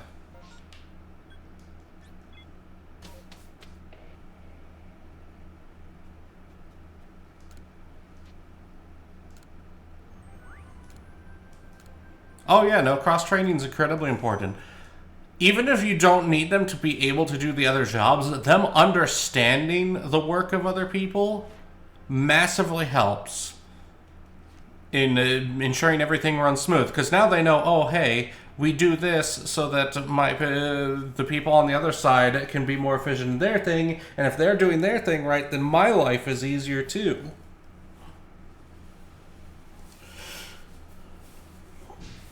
Yeah, it also helps prevent social isolation and social bubbles and cliques.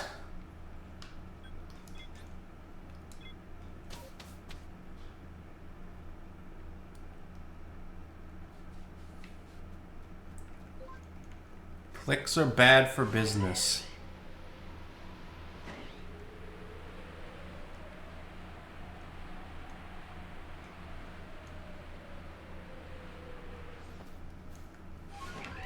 Cliques are actually bad for business. Like hiring based off of just who you know. Mind you, that is a still valuable skill. Having connections is valuable, but it should not be your only reason for hiring someone. If you just hire someone because they're your friend alone, you're probably making a bad business decision.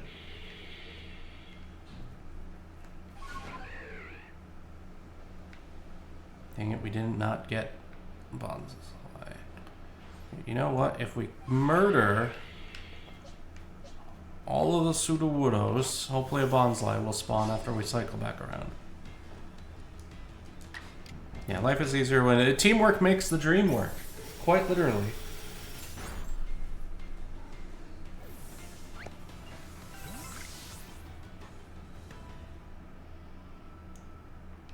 What C word did I say this time?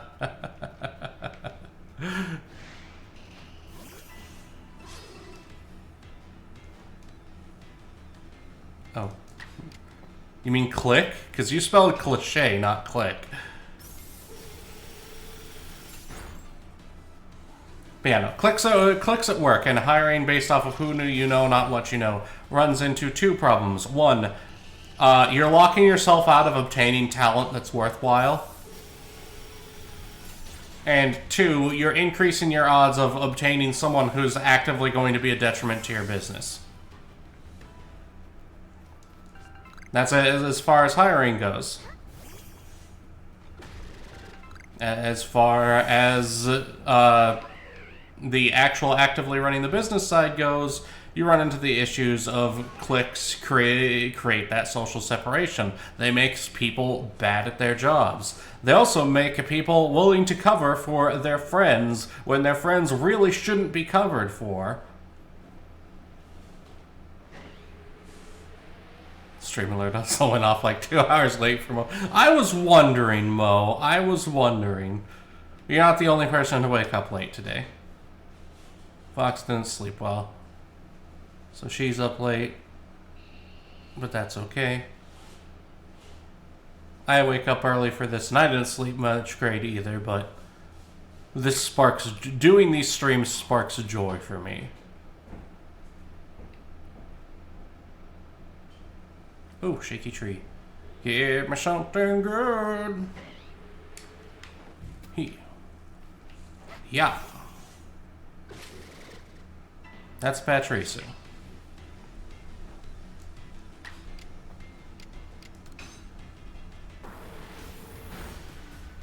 That's a dead Patricia. Extra dead, it got crit.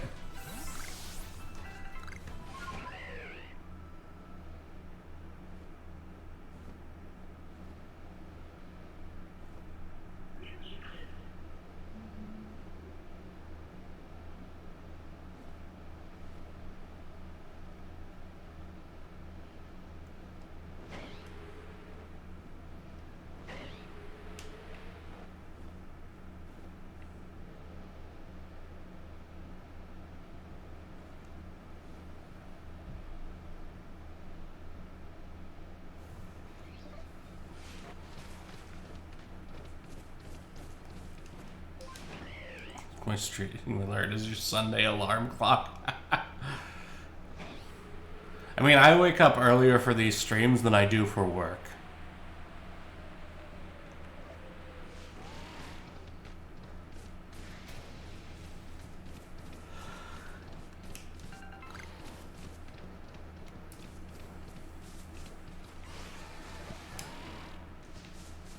My normal wake-up time is around 8 o'clock, 8:30. And for these streams, I get up at 6:30.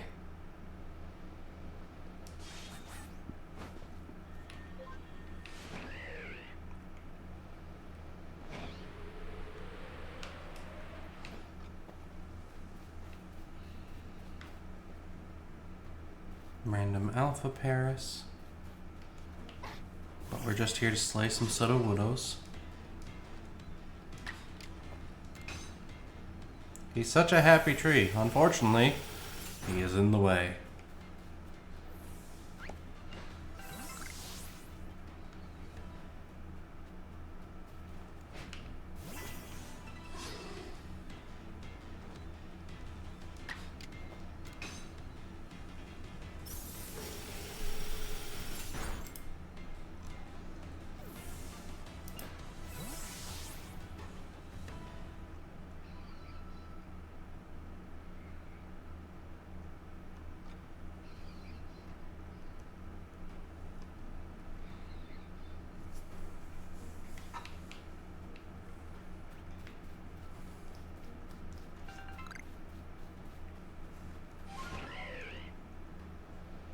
Also, good morning, Tom Zach.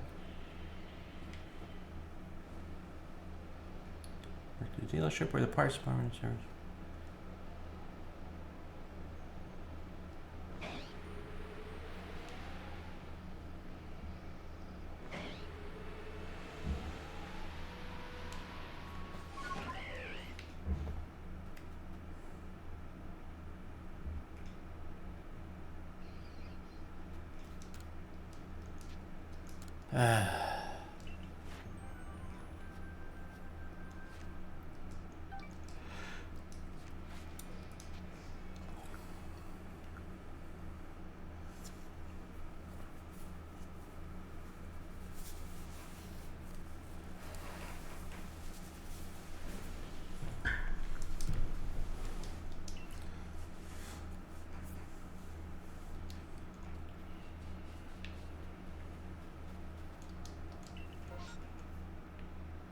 Yeah, Bully Snake, that is the problem with comparing different departments directly.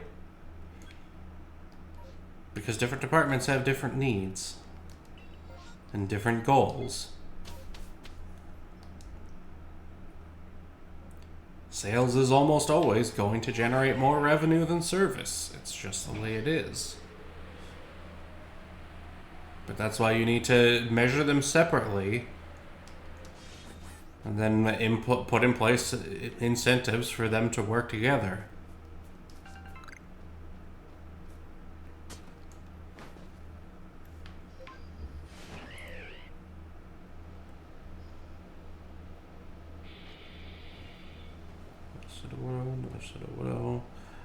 Ugh. Bonsly is the worst.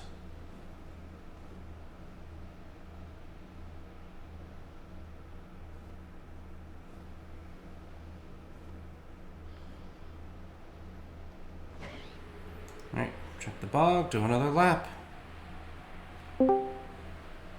I hear the Badoop. Is that the Badoop of a Mo joining me?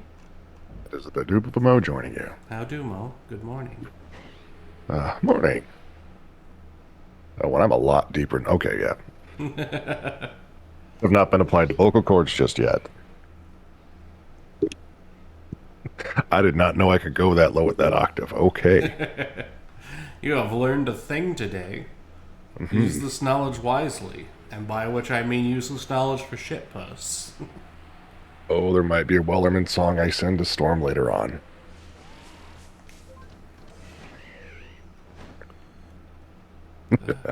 That reminds me, Mo, did you hear my joke? The Which one? cursed idea I thought of? What if Detroit's accent was French and they pronounced it Detroit? I tried doing that. You were there in the Iden stream. I remember sending that to you now. I tried doing that and I was like, oh shit, because I've been drinking, I was drinking scotch and I'm like, I can't get that letter thwa out of it because it dries out my soft palate so much. And I was like, I'm going to try this. It might just come out sounding snooty. That's perfectly fine. I am from Detroit, so we pronounce it Detroit. Okay, with the deeper voice, it's easier because I can resonate a little harder. Right? A Cherubi. Not what I needed, but... But it's there. But no, because yes, woke up to, I'm like, oh shoot, stream. Like, oh, it must be. Why does it say past 7 o'clock on my?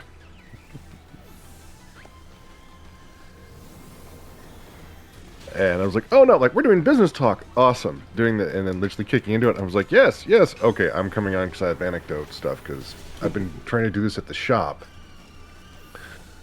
And Rale, in your professional opinion, if you say have a technical side of the business and a sales front side of the business, sales front is supposed to have some technical knowledge. And instead of incorporating businesses or buying up smaller businesses in your same category, let's say optical, in this case, optical and medical, and you look at what your profits are and how much sales or how much business you have, how many appointments, like say your doctors see, and how many physical pieces of medical equipment you sell off.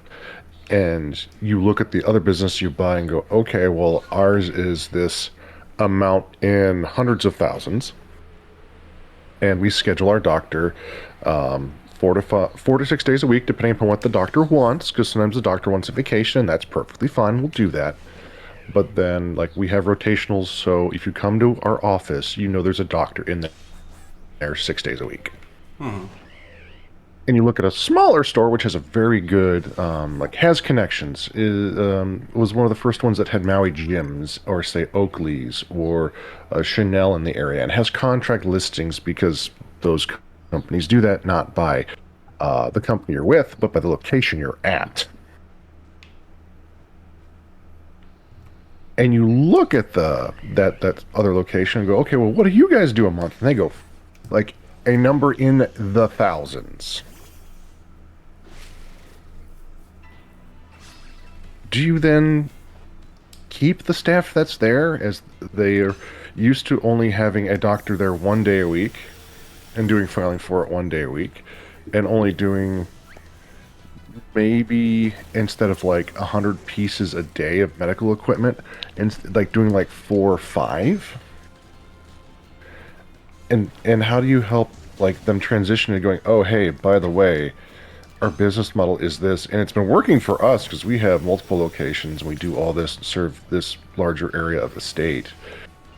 How do you integrate, or would you think that the staff of the smaller location that has been there for a while, that does the lower numbers, could integrate into the larger conglomerate, I'll call it that, with also producing things, because they also have fabrication equipment?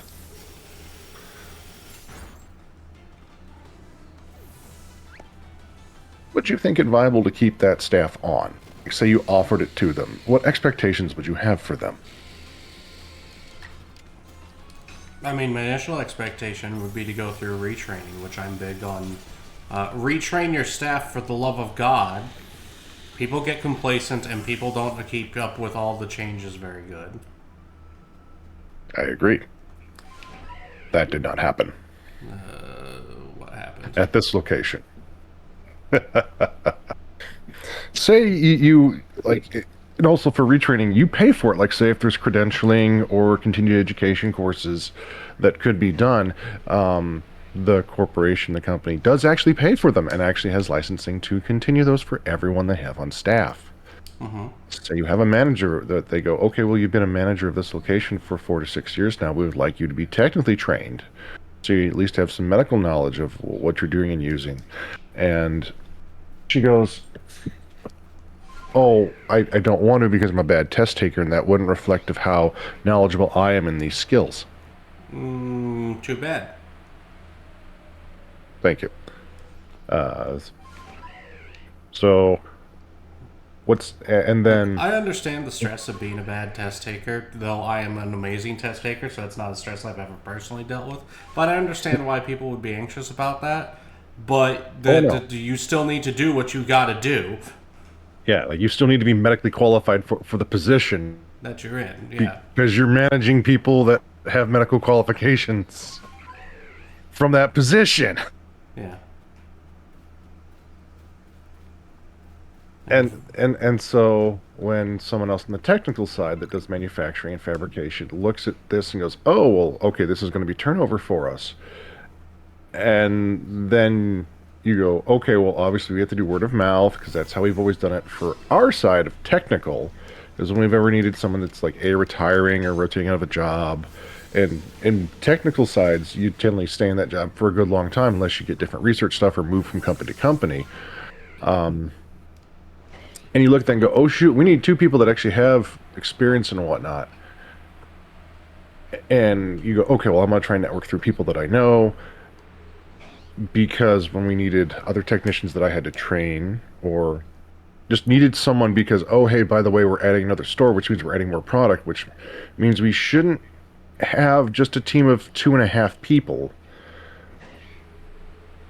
that one of them knows how to run everything and the other 1.5 are kind of adjuncts of they can kind of run stuff or they're specialized in different areas. When we used to have a team of 5,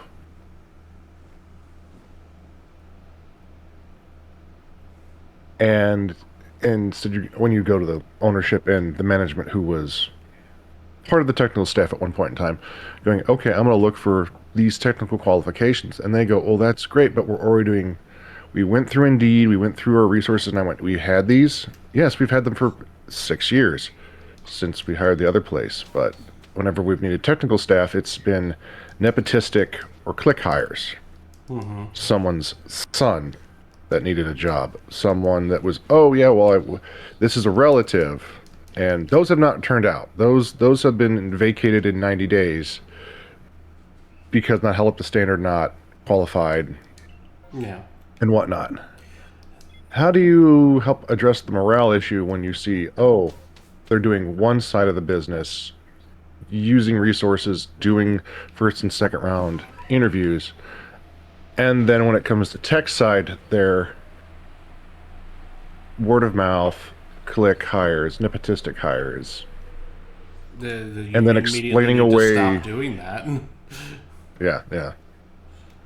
Um, I'm at knowing that someone right should get now. you in the door, but should not get you the job if you are not qualified. Like, Correct. absolutely, if two people are qualified with the same qualifications or at least comparable qualifications, and I know one of them, I'm gonna go with the guy I know because I know that, hey, I already get along with this person. It will be easier to integrate them into the current work processes. Yeah, because familiarity, Yeah. like that, you know they're going to ask questions, they're going to actually work along lines and be good with that and whatnot. Yeah. Like, It's just there is value to having connections, but it should not be the only value that you bring. yes, it's very interesting. It's like when it's, oh yeah, we know somebody, they have no skills whatsoever. You'd have to teach them. And me going, well, that's great, but with a skeleton staff, with what hours we have, with what me trying to train a person we just hired last year who knows what optics is, but does not have optics training in this side for fabrication.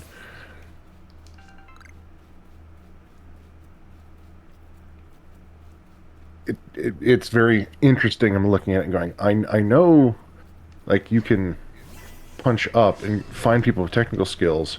It's just I'm getting very sick and tired of that. Well, we don't think we could pay them what they're worth. I'm like, so I might need a business translator on that, because if I keep hearing that and going, well, you need someone that has all these skills, but you don't want to pay them what they're worth. Oh, that's easy. We're cheapskates and want to. It'll affect my bonus, or at least I think it'll affect my bonus if I Yeah, hire that's someone and have to pay out. And we also don't value your department as value add, despite being yeah,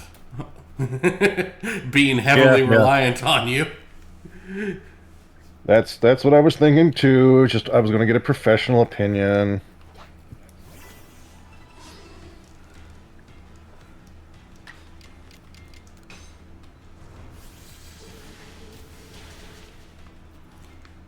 All right, I I mean, can end okay, my old correction. rant. That's the version if they know what they're doing. There's also the option of, oh, they're just stupid. Which I've And I seen think I enough know what people who failed upward into management positions that. from what I've seen, I know they know what they're doing. They also try very, very hard to keep things running. However, it's I think their idea of how much can be done with what they have when they can't get the people who have all the skills is very incorrect. Yeah. They have a limited And that, understanding of your side of the business. well, no, it's I spoiled them, Rail, because my first time on the job, I stayed extra because I could do all the jobs. I'm the only person in all the stores that I will not take training in our POS because I'm like, no, because that's one more thing I will know above all of you. I should not be the Omni Man to do everything. That is not what I'm Okay. going for. So you've Oh, they've had their warnings. They have until the end of March. good. So you're gonna move closer to me and Fuzzy then, right? Just thinking about it. Oh shit, really? One of the options, well, okay, one of the things that also tipped it was the lovely new leather couch that a friend of mine gave me because I helped them move and get all their stuff out so they wouldn't have to pay like extra money. The potato had an anxiety attack and he destroyed one of the armrests. Like it is down to wood gone. Damn. And I wasn't at the house because I was trying to network for the company on my own time because I thought they needed the help. Yeah, from what you've told me, that sounds like a sign that the company does not properly value you. Yeah. Or more specifically, like they like all the work you do, they're not willing to pay you for it. Yeah, and the fun part for me is like I don't care about pay. My pay is perfectly fine. I can live off of it and everything else. It's like I want more people who are skilled so we can cover this. So if I go on vacation, when I go to location redacted, I don't come back to a mountain of work, or I have to worry about it or get alerts to my phone. My argument, though, is that they're not willing to pay in the form of they're not willing to give you the support that you need to do your job correctly. I know. Also, yes, poor potato. Many hugs for the potat. Yeah, he is.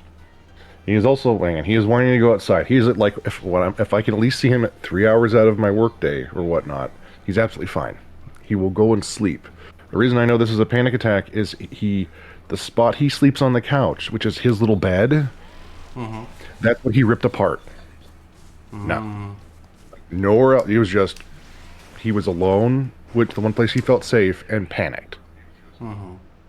Like I've seen him do it in the kennel where he gets scared and no one's with him for extended hours when it shouldn't be that way, or I don't have a camera to talk to him.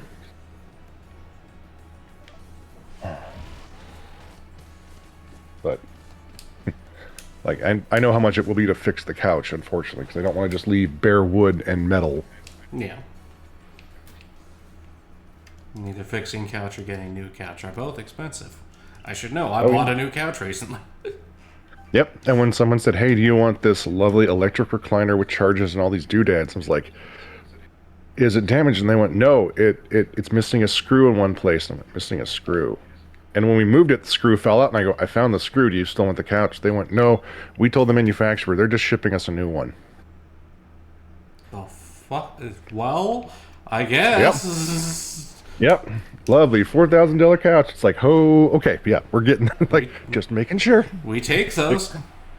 I value this gift highly. I will make sure this is taken care of. Oh god, I miss. We had an old, like from the 70s, lazy boy chair. Not even the recliner, just the chair. Yeah, the Durasteel cores. Those are. God, I miss it so much. But the wood base broke, Oh. and there's not really that much I could do to fix that, unfortunately. Yeah, that's unless you know exactly what part you're cutting out. Yeah, I miss that chair. It was so goddamn comfy. It was also one of the cloth ones too, not leather. I have learned I don't care for leather furniture. Yeah, like the stuff they use, the napping cloth they use, that was also like that's so cleanable, so it's pet friendly. I miss that chair so goddamn much. It was so comfy. Oh, all right. I'm getting small howls from the kitchen, so I gotta go let the little baby boy outside. I will be right back. Yes, see to the patat. Pet him extra for us. I will give the baby extra love.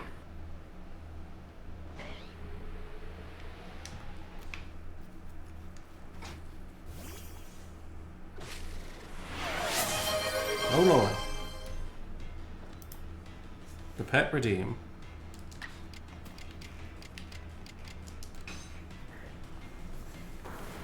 Oh hey, a button. Patches is not in here because I have the door closed so I don't bother Fox.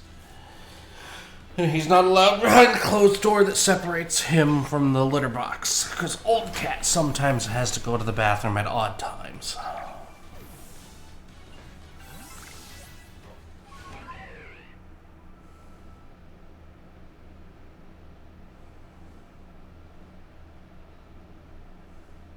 Oh, I'm sure it was.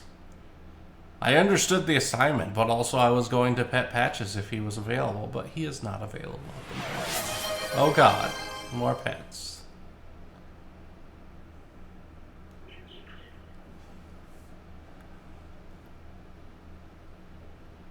Now everyone has an assignment.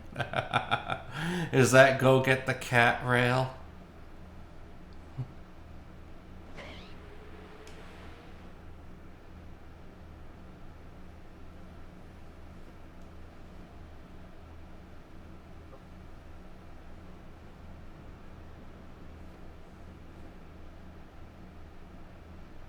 It is not go find a cat. Alright. One moment, we're gonna go obtain cat. Patchy!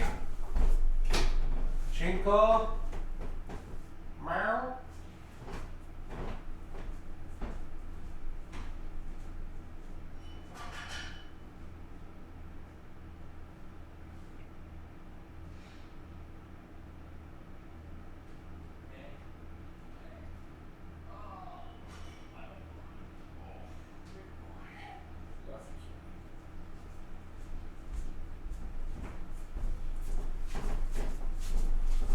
The majestic floof is obtained.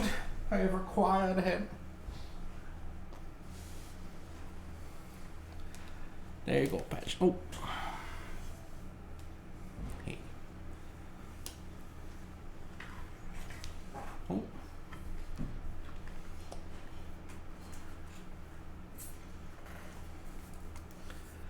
And he immediately goes back from whence he came.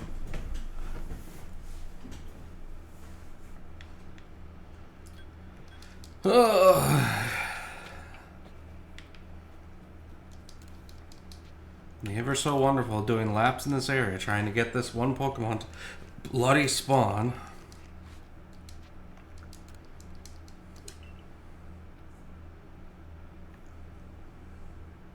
Hello, Pupper Dog.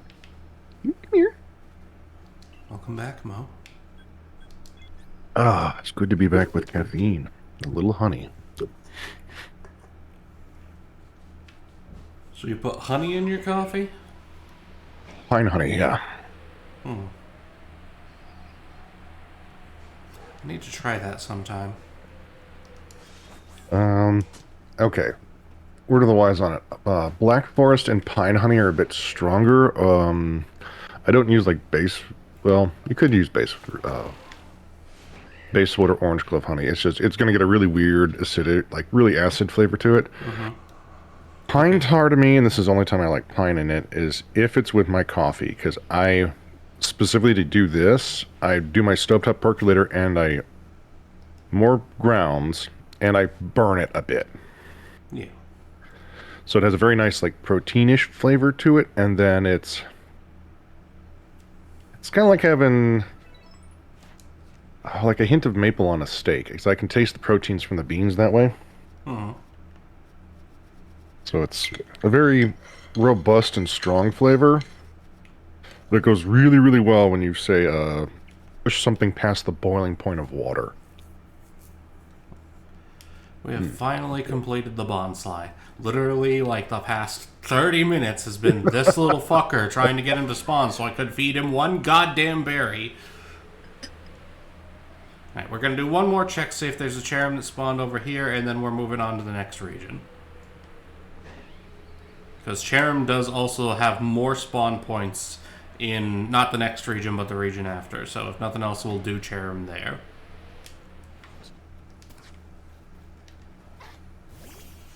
Getting all your plant and pseudo plant types done. I'm doing each region as complete as I can. Oh. And I believe there's 5 regions, so this was region 2 out of 5. There's some overlap between them, so as I get further in the hole, it becomes a little bit easier.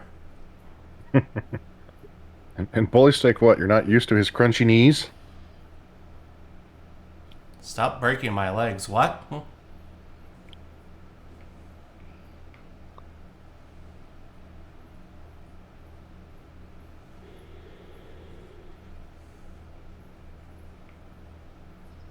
There the pupper goes. Back to my bed, because he knows it's warmer. Poor baby. Oh, bubble. Mm-hmm.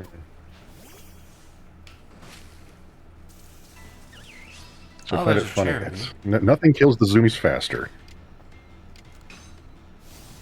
But you knock them from trees? Yeah. In fact, I actually think, because I've gotten Cherubies here, I think it might be a case of they only appear in the last area as the Cherrim.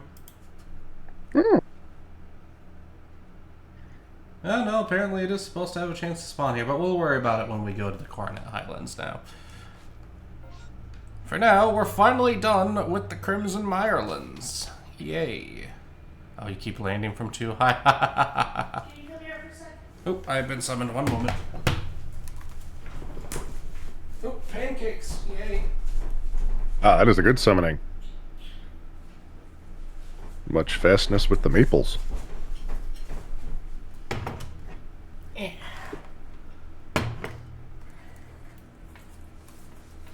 Pancakes acquired. Fox didn't want to come all the way up the steps. We've got our main stairs double back around. Ah, okay. It's split level. Yeah, so she can't... Well, not split level. The stairs are. The actual house isn't. Oh, well, that's interesting. Get up. Yeah, so the half up they go one way, and then they do a little turn and then come up the other way. But the whole stairwell goes all the way to the second floor ceiling for its ceiling. Oh. And then there's a little, like, not a guardrail, because it's like a full half wall. Mm-hmm. But she can, like, hold something up over it, and I can grab it, and that is how I obtain a pancake.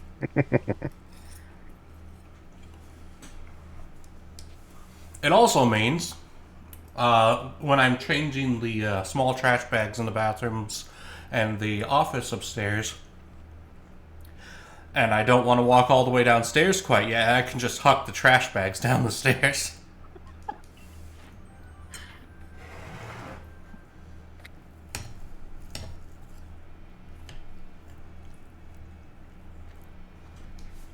Okay.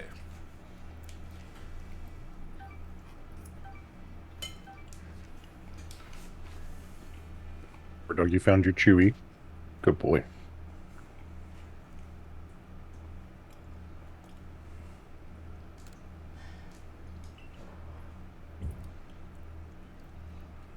So, here's my argument for pancakes versus waffles. Pancakes are easier to do with more consistency.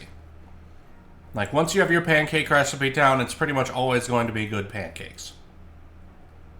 Waffles do not have that. Waffles, you can have the same recipe and still end up with very bad pancakes if something goes wrong in the process. Pancakes are contingency. Pancakes are consistent. Waffles have a higher peak, but they also have a lower low. Mm-hmm. A bad waffle is worse than a bad pancake, but a good waffle is better than a good pancake. Yeah. Fox also likes to make herself blueberry pancakes when she does these, so she does half the batter. Also, pro tip, almond milk for pancakes. I think I talked about this last week also. Yes. Gets it a little thinner.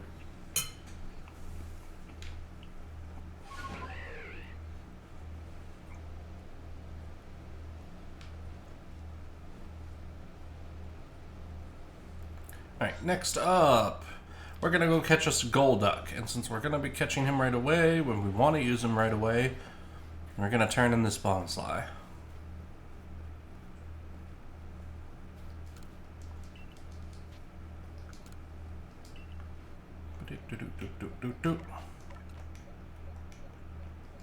Oh wait, no, we've already got a name, so we've already got Sudowoodo in this, so Bonsly goes into the pit of no return. Bye, Bonsly. No one will remember you.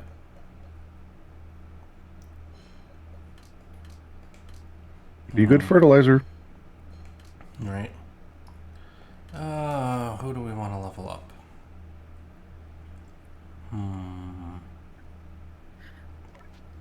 We'll take his field with us. He'll be okay.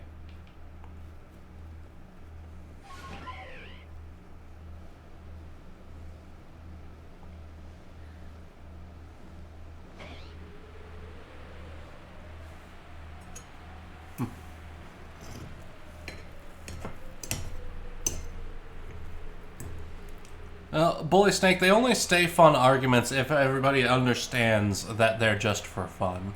Some people take some stuff a little too seriously.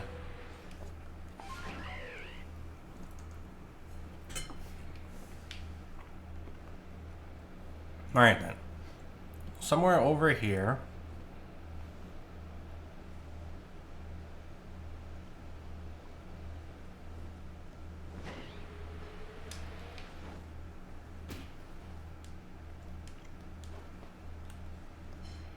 There. Now, pretty sure on that island is the one we're here for. But it's not spawned. These bushes count, these bushes do not count.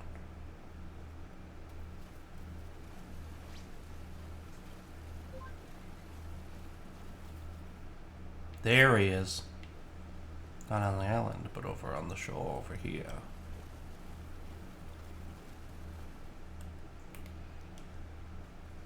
Now then. He's just having a good time.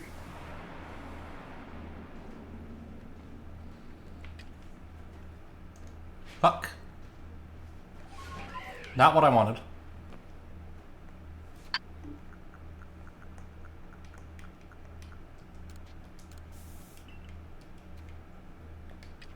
Okay.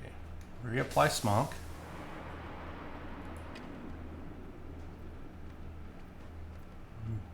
Bury over there.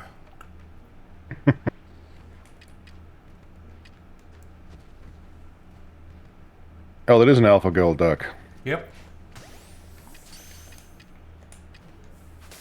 Reapply Smonk. Never mind, we got him. Alright, folks, we got him. He will be renamed when I get back to the place, because I know we've named a Psyduck before, so we're going to update the name to this Golduck. But for now, the main goal... We're doing him first because he was one of the last Pokemon from this other region. But the alpha one spawns over here, so it was easier to do here. Agile Style moves Aqua Tail and Zen Headbutt. That bully stick has me thinking, how much does Foghorn Leghorn weigh?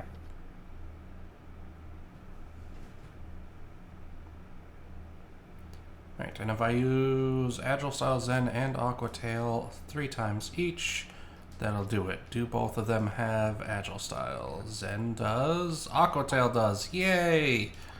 It'll be relatively easy to complete.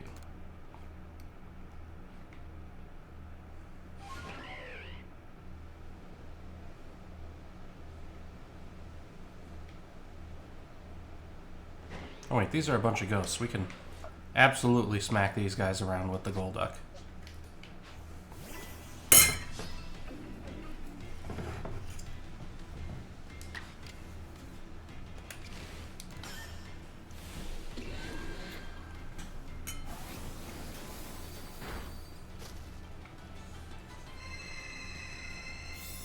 I'm sorry, what?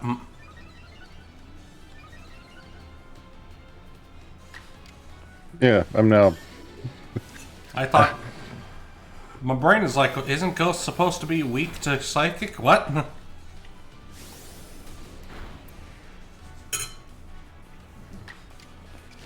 Well, at least we'll get all three in one Pokemon.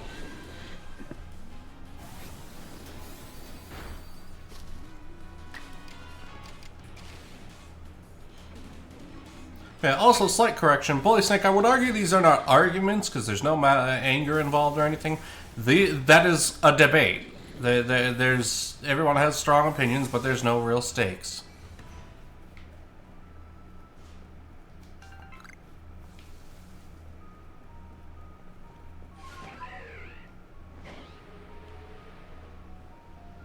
Welcome back, Grimos. We have acquired a Golduck. Pet dogs.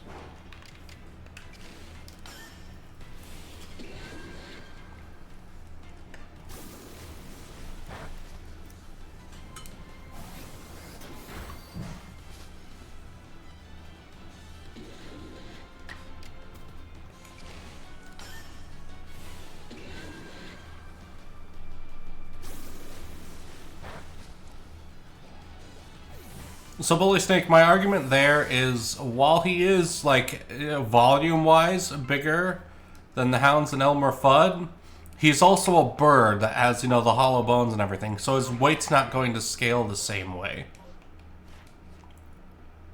It's also mostly, well, okay, if his feathers are correct, he's going to have presenting feathers, which are the large baser ones that form more of it, down feathers, which are smaller, shorter. And it's mostly shown when he loses his feathers that his shape and drawn and body size are most comparable to what he's drawn as, and he has only light down feathers for his covering, outside of his crop tail. Because if you've ever had to dress a duck or fowl that you've shot for food, you know a bunch of feathers come off. And they aren't as big as they are fluffed up. Mm-hmm. Remember, everyone, birds are fluffy. Mm-hmm. And we love them for it. Yes.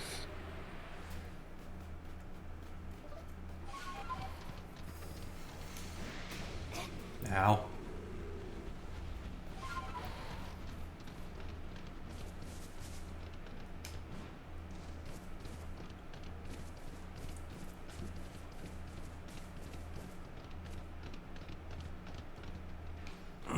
Alright.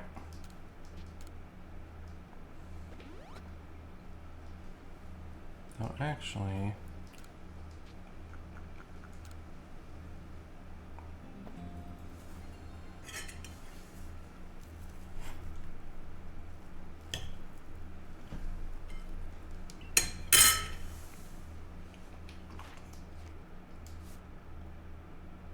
Oh, he's not actually found here. He's just here because of the Pokedex. Eevee's here because of the Pokedex. See what I mean about it being easier? Because I did the previous area. Golduck just got finished. Oh boy, it's Quillfish time. Fugu, Fugu, Fugu. They gave Quillfish an evolution in this one. What? Yep.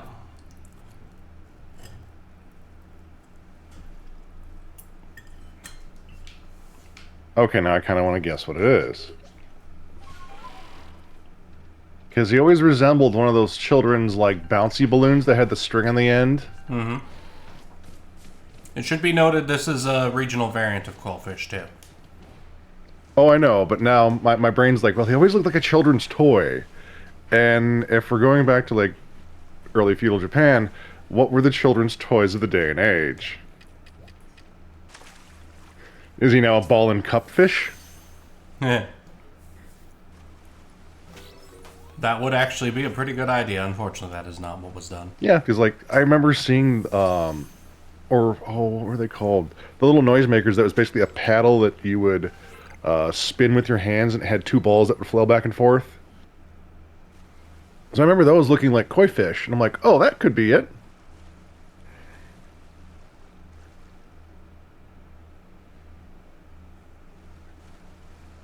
How Or do the... I get you? No, we already have lanterns, so that can't be a thing. Hello, puppers. Yes, you're a good boy.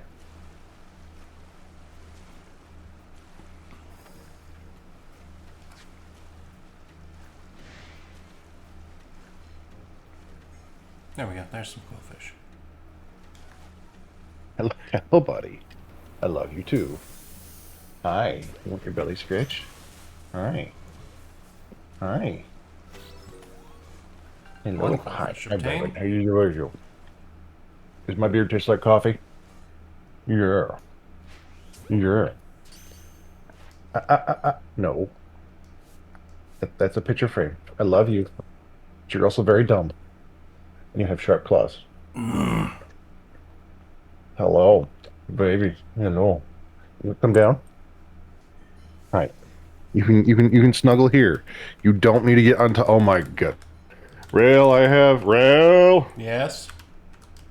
a 35-pound staffy boxer mix trying to perch and nest on the crown of the seats of the recliner. Oh no.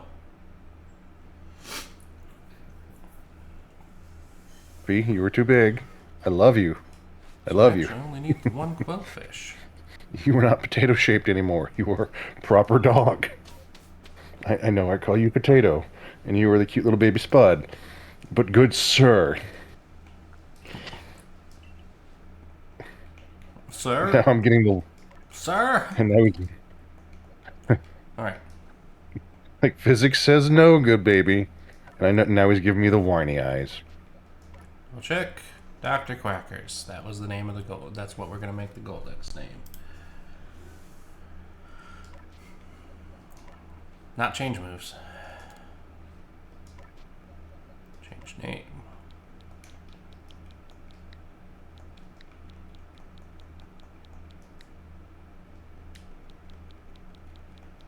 I'm going to slightly modify this name for one reason, and you'll see it in a moment.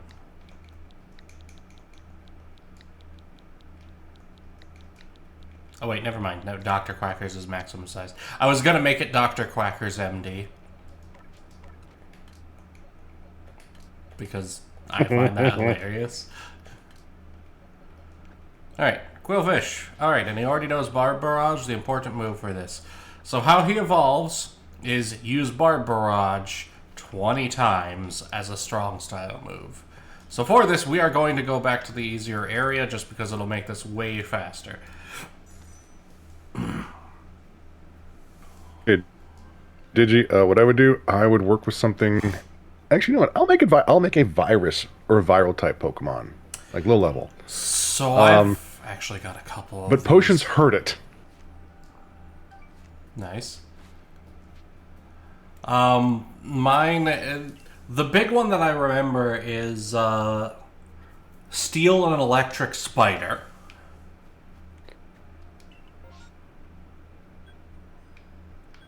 Okay. Continue so I can get out of the state of horror.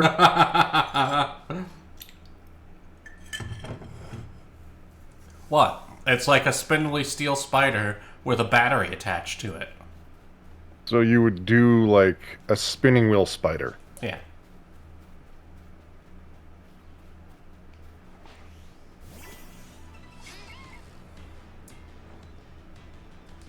Alright. Like Dynastrix or something. Because the spinning wheel can both look for spinning and it can also look like the internals of a dynamo. Mm-hmm. Oh, I don't like that. I don't like it. Why'd my brain go Orb Weaver? I don't like that at all. Ooh, Orb Weaver. Yeah, there we go. You know, I'm pretty sure it's an Orb Weaver. Fox has an Orb Weaver and Formaldehyde. Amongst her collection of insects. Is it so did it... I have to ask, is it in a open pose like you would see in some of the pin books? Or is it fully crunchy because the chitin dried out and it... I mean, it's still suspended in the formaldehyde solution, so... Okay, so it's fully out. It isn't like... Rigger has not pulled the legs in. I think no. I think it's pulled in. Oh, okay.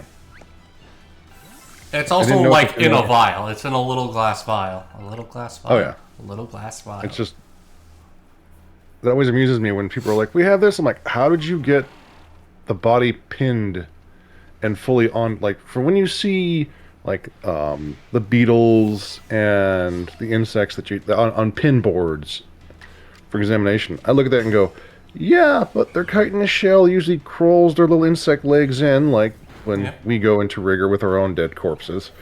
Like, how is that kept open? Fox does do the pin boards. See, how does that? How do you keep them from I looking don't like know. little? I don't touch those things. I like that. It's like when people look at me for squick of insects. It's like, Rale, they're right next to you. I don't touch them. Yes, that is the exact attitude I have as well. It's like I don't wanna. The I shadow will, boxes but I don't are wanna. on Fox's side of the office. They are not my problem by definition. It's like I'm fine with them being alive because that means I can shoo them away. It's when I find their carcass, it's like, oh no, are you a shell? Or did you die of natural causes? I mean, you've been in my house. You saw? Did you remember Oh, yeah. seeing the duck skeleton and the turtle skeleton? Yes. The turtle skeleton's awesome. The turtle skeleton is real awesome. The duck is too, because it's all properly anatomically labeled. Mm-hmm. This is why we bought a label printer, by the way. It was so she could do those. We found other uses, but that was the primary goal. It had a purpose. Yep. You have to remember, if I ever own the amount of land I want, I'm going to have 2 greenhouses. One for the normal greenhouse and one for the poison garden. Yes. Oh God. Oh, what was it? I can't remember if it's in the UK or. So I think it's in the UK. Because there's no way we wouldn't hear about more deaths related to it if it was in the US. But there is a lord and manor that has like a poison garden that's a large portion of the estate because it was originally owned by like a lord botanist. Mm-hmm. I'm trying to remember what it was. And I love it because my friend went there and she took all these pictures and I was like, hey, that's 3 different types of where are you? And she's like, oh no, it's fine. I'm like, no, where are you? Because that people need to mark that. And she goes, it's literally behind an iron wrought fence. It's so beautiful. And I go, yes, but people get stupid and sometimes eat the white berries. You're not supposed to do that. Nope. It's like eating the leaf on a rhubarb plant. Yeah. No, I just remembered. So, there used to be a joke in high school that, I could never leave Fox because she feeds me and has been dosing my food, so if I ever leave her, I'll die within a month. You now subsist on those low-grade poisons. Yes. Yeah, I've developed a, what's the term for it? A dependency? Immunity. Yep. Like it went from immunity to dependency. I need my laudanum. Oh God, if you could function on that, it's actually kind of scary. Like, hey, I have immunity and resistance to and almost dependency on something that can be a high-grade hallucinogenic. And it doesn't kill me. The only time I've ever even been made fully non-functional, and this is entirely due to being too woozy to stand, was okay. after surgery. Whatever they pumped me full of for that knocked my ass out. Hmm. But most of the time, like I can be really messed up and still functional. It comes from a decade of working retail, including 80-hour weeks. It takes a lot to make me actually non-functional. It doesn't take too much to make me where I don't want to do shit, and I won't push if I don't have to. But oh boy, I can push through some shit. Oh yeah. If it doesn't kill you, it makes you stronger. This is not true. Weakens you for the next thing. Yeah, no. It not killing you isn't what makes you stronger. Healing is what makes you stronger. Yes. Practiced resilience gets you stronger.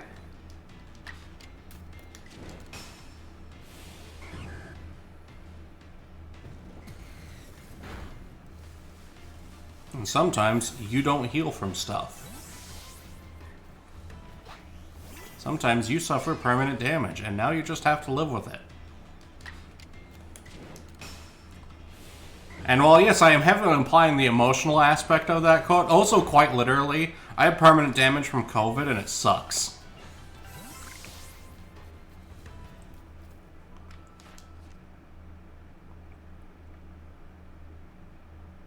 I must have used Barb Barrage without hitting the strong style once, damn it.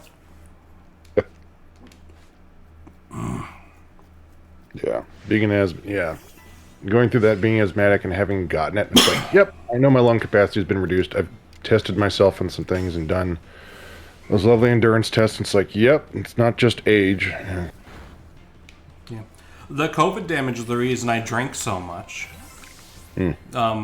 Like I did the math, and I drink like 3 liters of tea and 2 liters of water a day. It's like a gallon of tea and then 3 40-ounce bottles of water every day.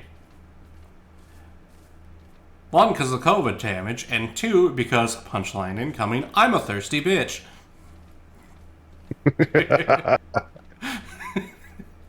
We've already done the calculations on how much caffeine could kill me with accurate representations, and we know I don't get there, but oh god, is it scary. It is so hard to overdose on caffeine. You pretty much have to use the pills to do it.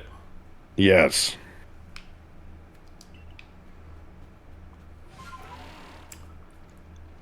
It's one of those things that y'all were talking about like the Coke stuff during Aiden's stream the other day. This was on my mind, and it's like, yeah, no, Coke will clean blood off concrete. Fun fact: stomach acid is worse. Anybody who's God damn it, Night Owl. No context, just.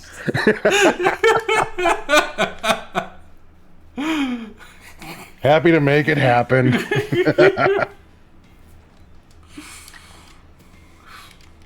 Oh, go Puffer. Fucking add a font size increase to my spot on the word cloud.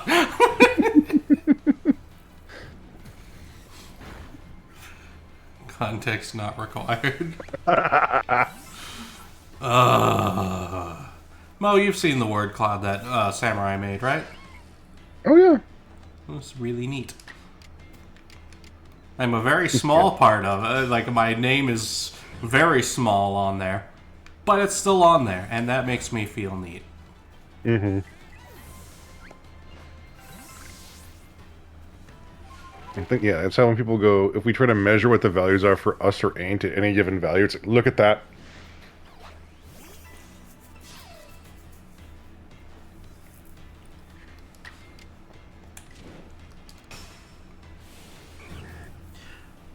Mind you, once in a while I will go through the quotes list and just search for my name just because I remember some of the shit I've said. I'm gonna remember my first one. Like, I know the meme one, which I'm very proud of that I got to actually do because I didn't think it'd get quoted. But my very first one, double horn, haunts. Pit people because of the unicorns, and it was me quoting a double mint gum commercial. My first ever quote, I'm pretty sure, was when Doc was playing through Mass Effect. And the quote was, "You have volunteered information on a subject, which means it's your problem now."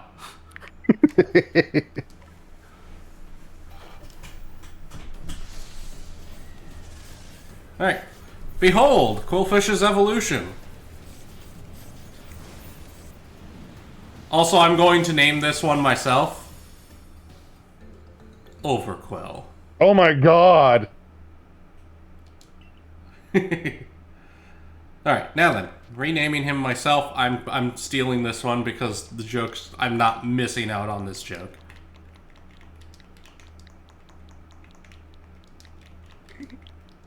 Okay, I gotta breathe so brain can think. Maximum Overquill! Kilimanjaro. Well played. Sorry. I looked at it and I was like, he's a sea mine. Yeah. And then I read the name. It's like, oh my god. Okay, they wouldn't. I approve of the direction they took this in. All right. 3 more strong style barb barrages, and we will be done with him. Yay.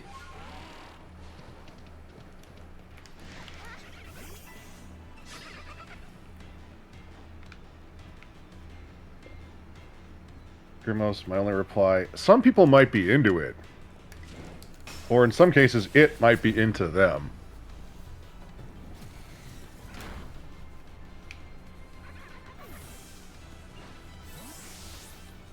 Yeah.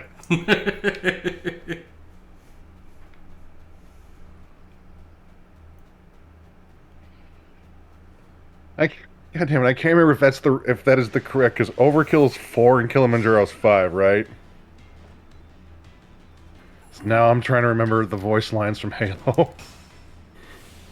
Which I should have remembered, because I know Chief and you guys did that already. I was making a joke of Maximum Overdrive. Oh, I know, but it came out, but I was like, Maximum Overkill. I'm like, yep.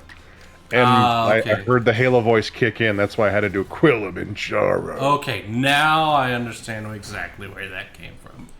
Oh yeah, it's like I heard the Maximum Overdrive, but as soon as I saw the Overquill, I was like, eh. All right, that's Overquill done. Next week. What if it was Overquill easy? Okay, I'm gonna stop. It's breakfast. I'm hungry. I did not order this fish. Next week we're working on Spiel because it is about time to go.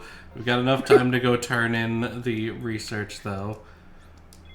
Then in about 6 minutes, it will be Ninja Turtles time with more Metroid. I think he's still on one of the Prime games, right? Yes. Yeah, see? Quillfish, Overquill, both done. Yeah. He's just... I don't think he's on Echoes yet. Her. Her. It looks so pointy.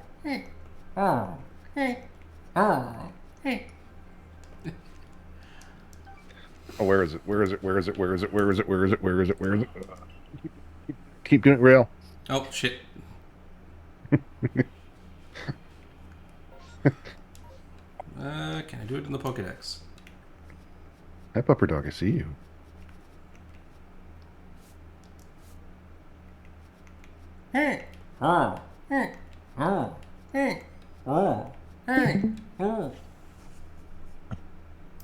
Okay, now I have to throw the ball because the dog is now. I'm getting the whinings of Dad. Why are you holding it? It's making noise. Oh, the squeaky toy. All right. Boop. All right, everybody, as always, stay safe, be kind, both to yourselves and to other people. What about you, Mo? Anything for you to say before we go? Keep her stick in the ice. We're all pulling for you. Have a beautiful time, lads. Like I said, Ninja Turtle incoming. Bye!